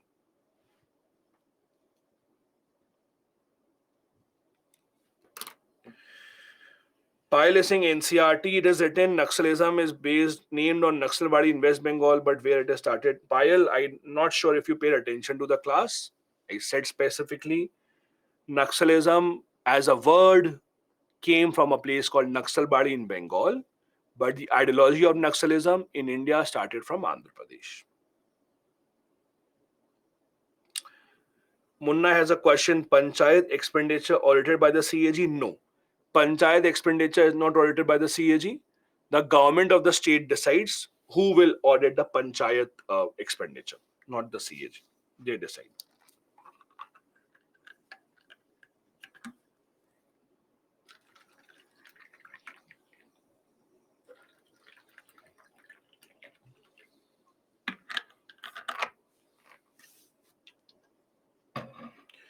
Shriram is saying total 1% of population in civil defense in next 5 years. Can you explain that? So basically, Shriram, the idea is of the total population of India, at least 1% should be trained in civil defense. For example, if there is a disaster, let's say fire, floods, earthquake, etc., this population can be called in place of the army to have relief operation, because you cannot depend on the army or the forces every single time. If you have more people who are trained with the same skill set, they can come in to work. That is the idea.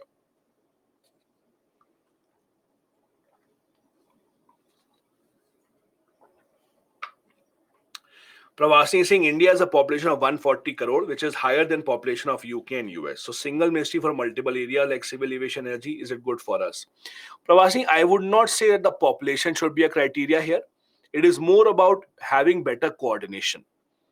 It's not that within a ministry you cannot have different departments. Within a ministry you can have different departments.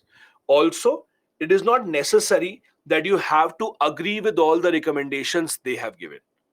If you don't agree to a recommendation of the second agency, absolutely fine. It's not a law, it is their suggestion. They thought it from their point of view. If you think that no, I don't agree with this, absolutely fine. This is as their opinion. So you don't necessarily have to think of points. Why should I agree? If you don't agree with them, absolutely don't agree with them. Not really a problem.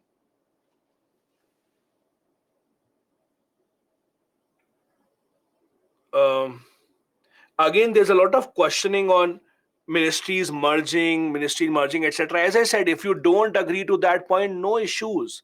It's not that it is being accepted. They gave their point of view that having one single ministry will make it easier for the government to work. It will make it easier for the government to actually implement and to get the budget done. That is what is meant.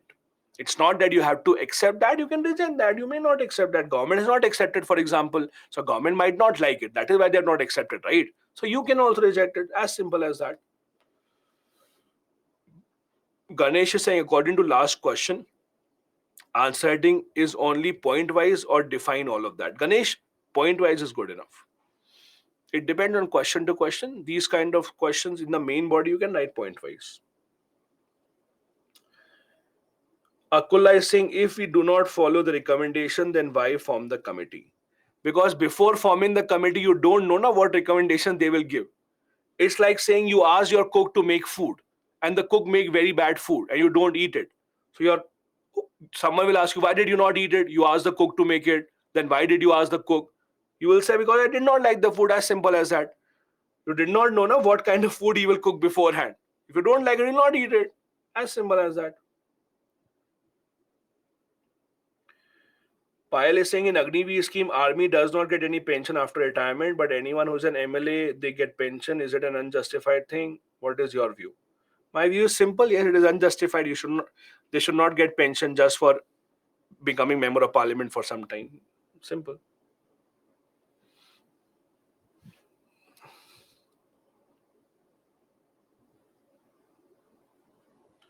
Okay. Then Manoj is saying we just have to read these recommendations 2-3 times and apply it where is it possible. It is not in prelims base. Yes, Manoj, absolutely correct. This is not asked in the prelims. In the mains only, you can apply these recommendations wherever you think it fits in the question. So, for example, let's assume the question is about how, let's say there's a water related dispute in the country, and there's a question about how to solve water related disputes, give suggestions. So, you can write suggestion given by the second ARC. If there's a question about, for example, how to improve the RTI law, you can give those suggestions. If the question is about how to improve the police in India, or if the question is about police reforms in India, you can suggest the pointers that we studied: community policing, increasing number of women in the police, building more confidence, more trust, those kind of things. That is how it works. Ajay, why do you want to know what option apart from UPSC right now? Don't you want to focus on UPSC first, or you want to know options today so tomorrow you stop coming to class and focus on others? The single biggest reason why people don't go through UPSC is they start thinking about something else in between their preparation. So let's focus on what is at your hand first. If that doesn't come through, then think about something else. Or you have to know it today, because today you will start preparing for something else. Nahi na? So don't do that. As simple as that. Perfect. So that brings me to the end of the class from my end. The SME is still here to answer your questions. Make sure your questions keep on coming in. Do join us tomorrow. We have 3 more modules for governance to go. We'll be meeting tomorrow again at 6 a.m. Don't be late for the next module. Thank you so much. Bye bye. Have a good day. Jai Hind.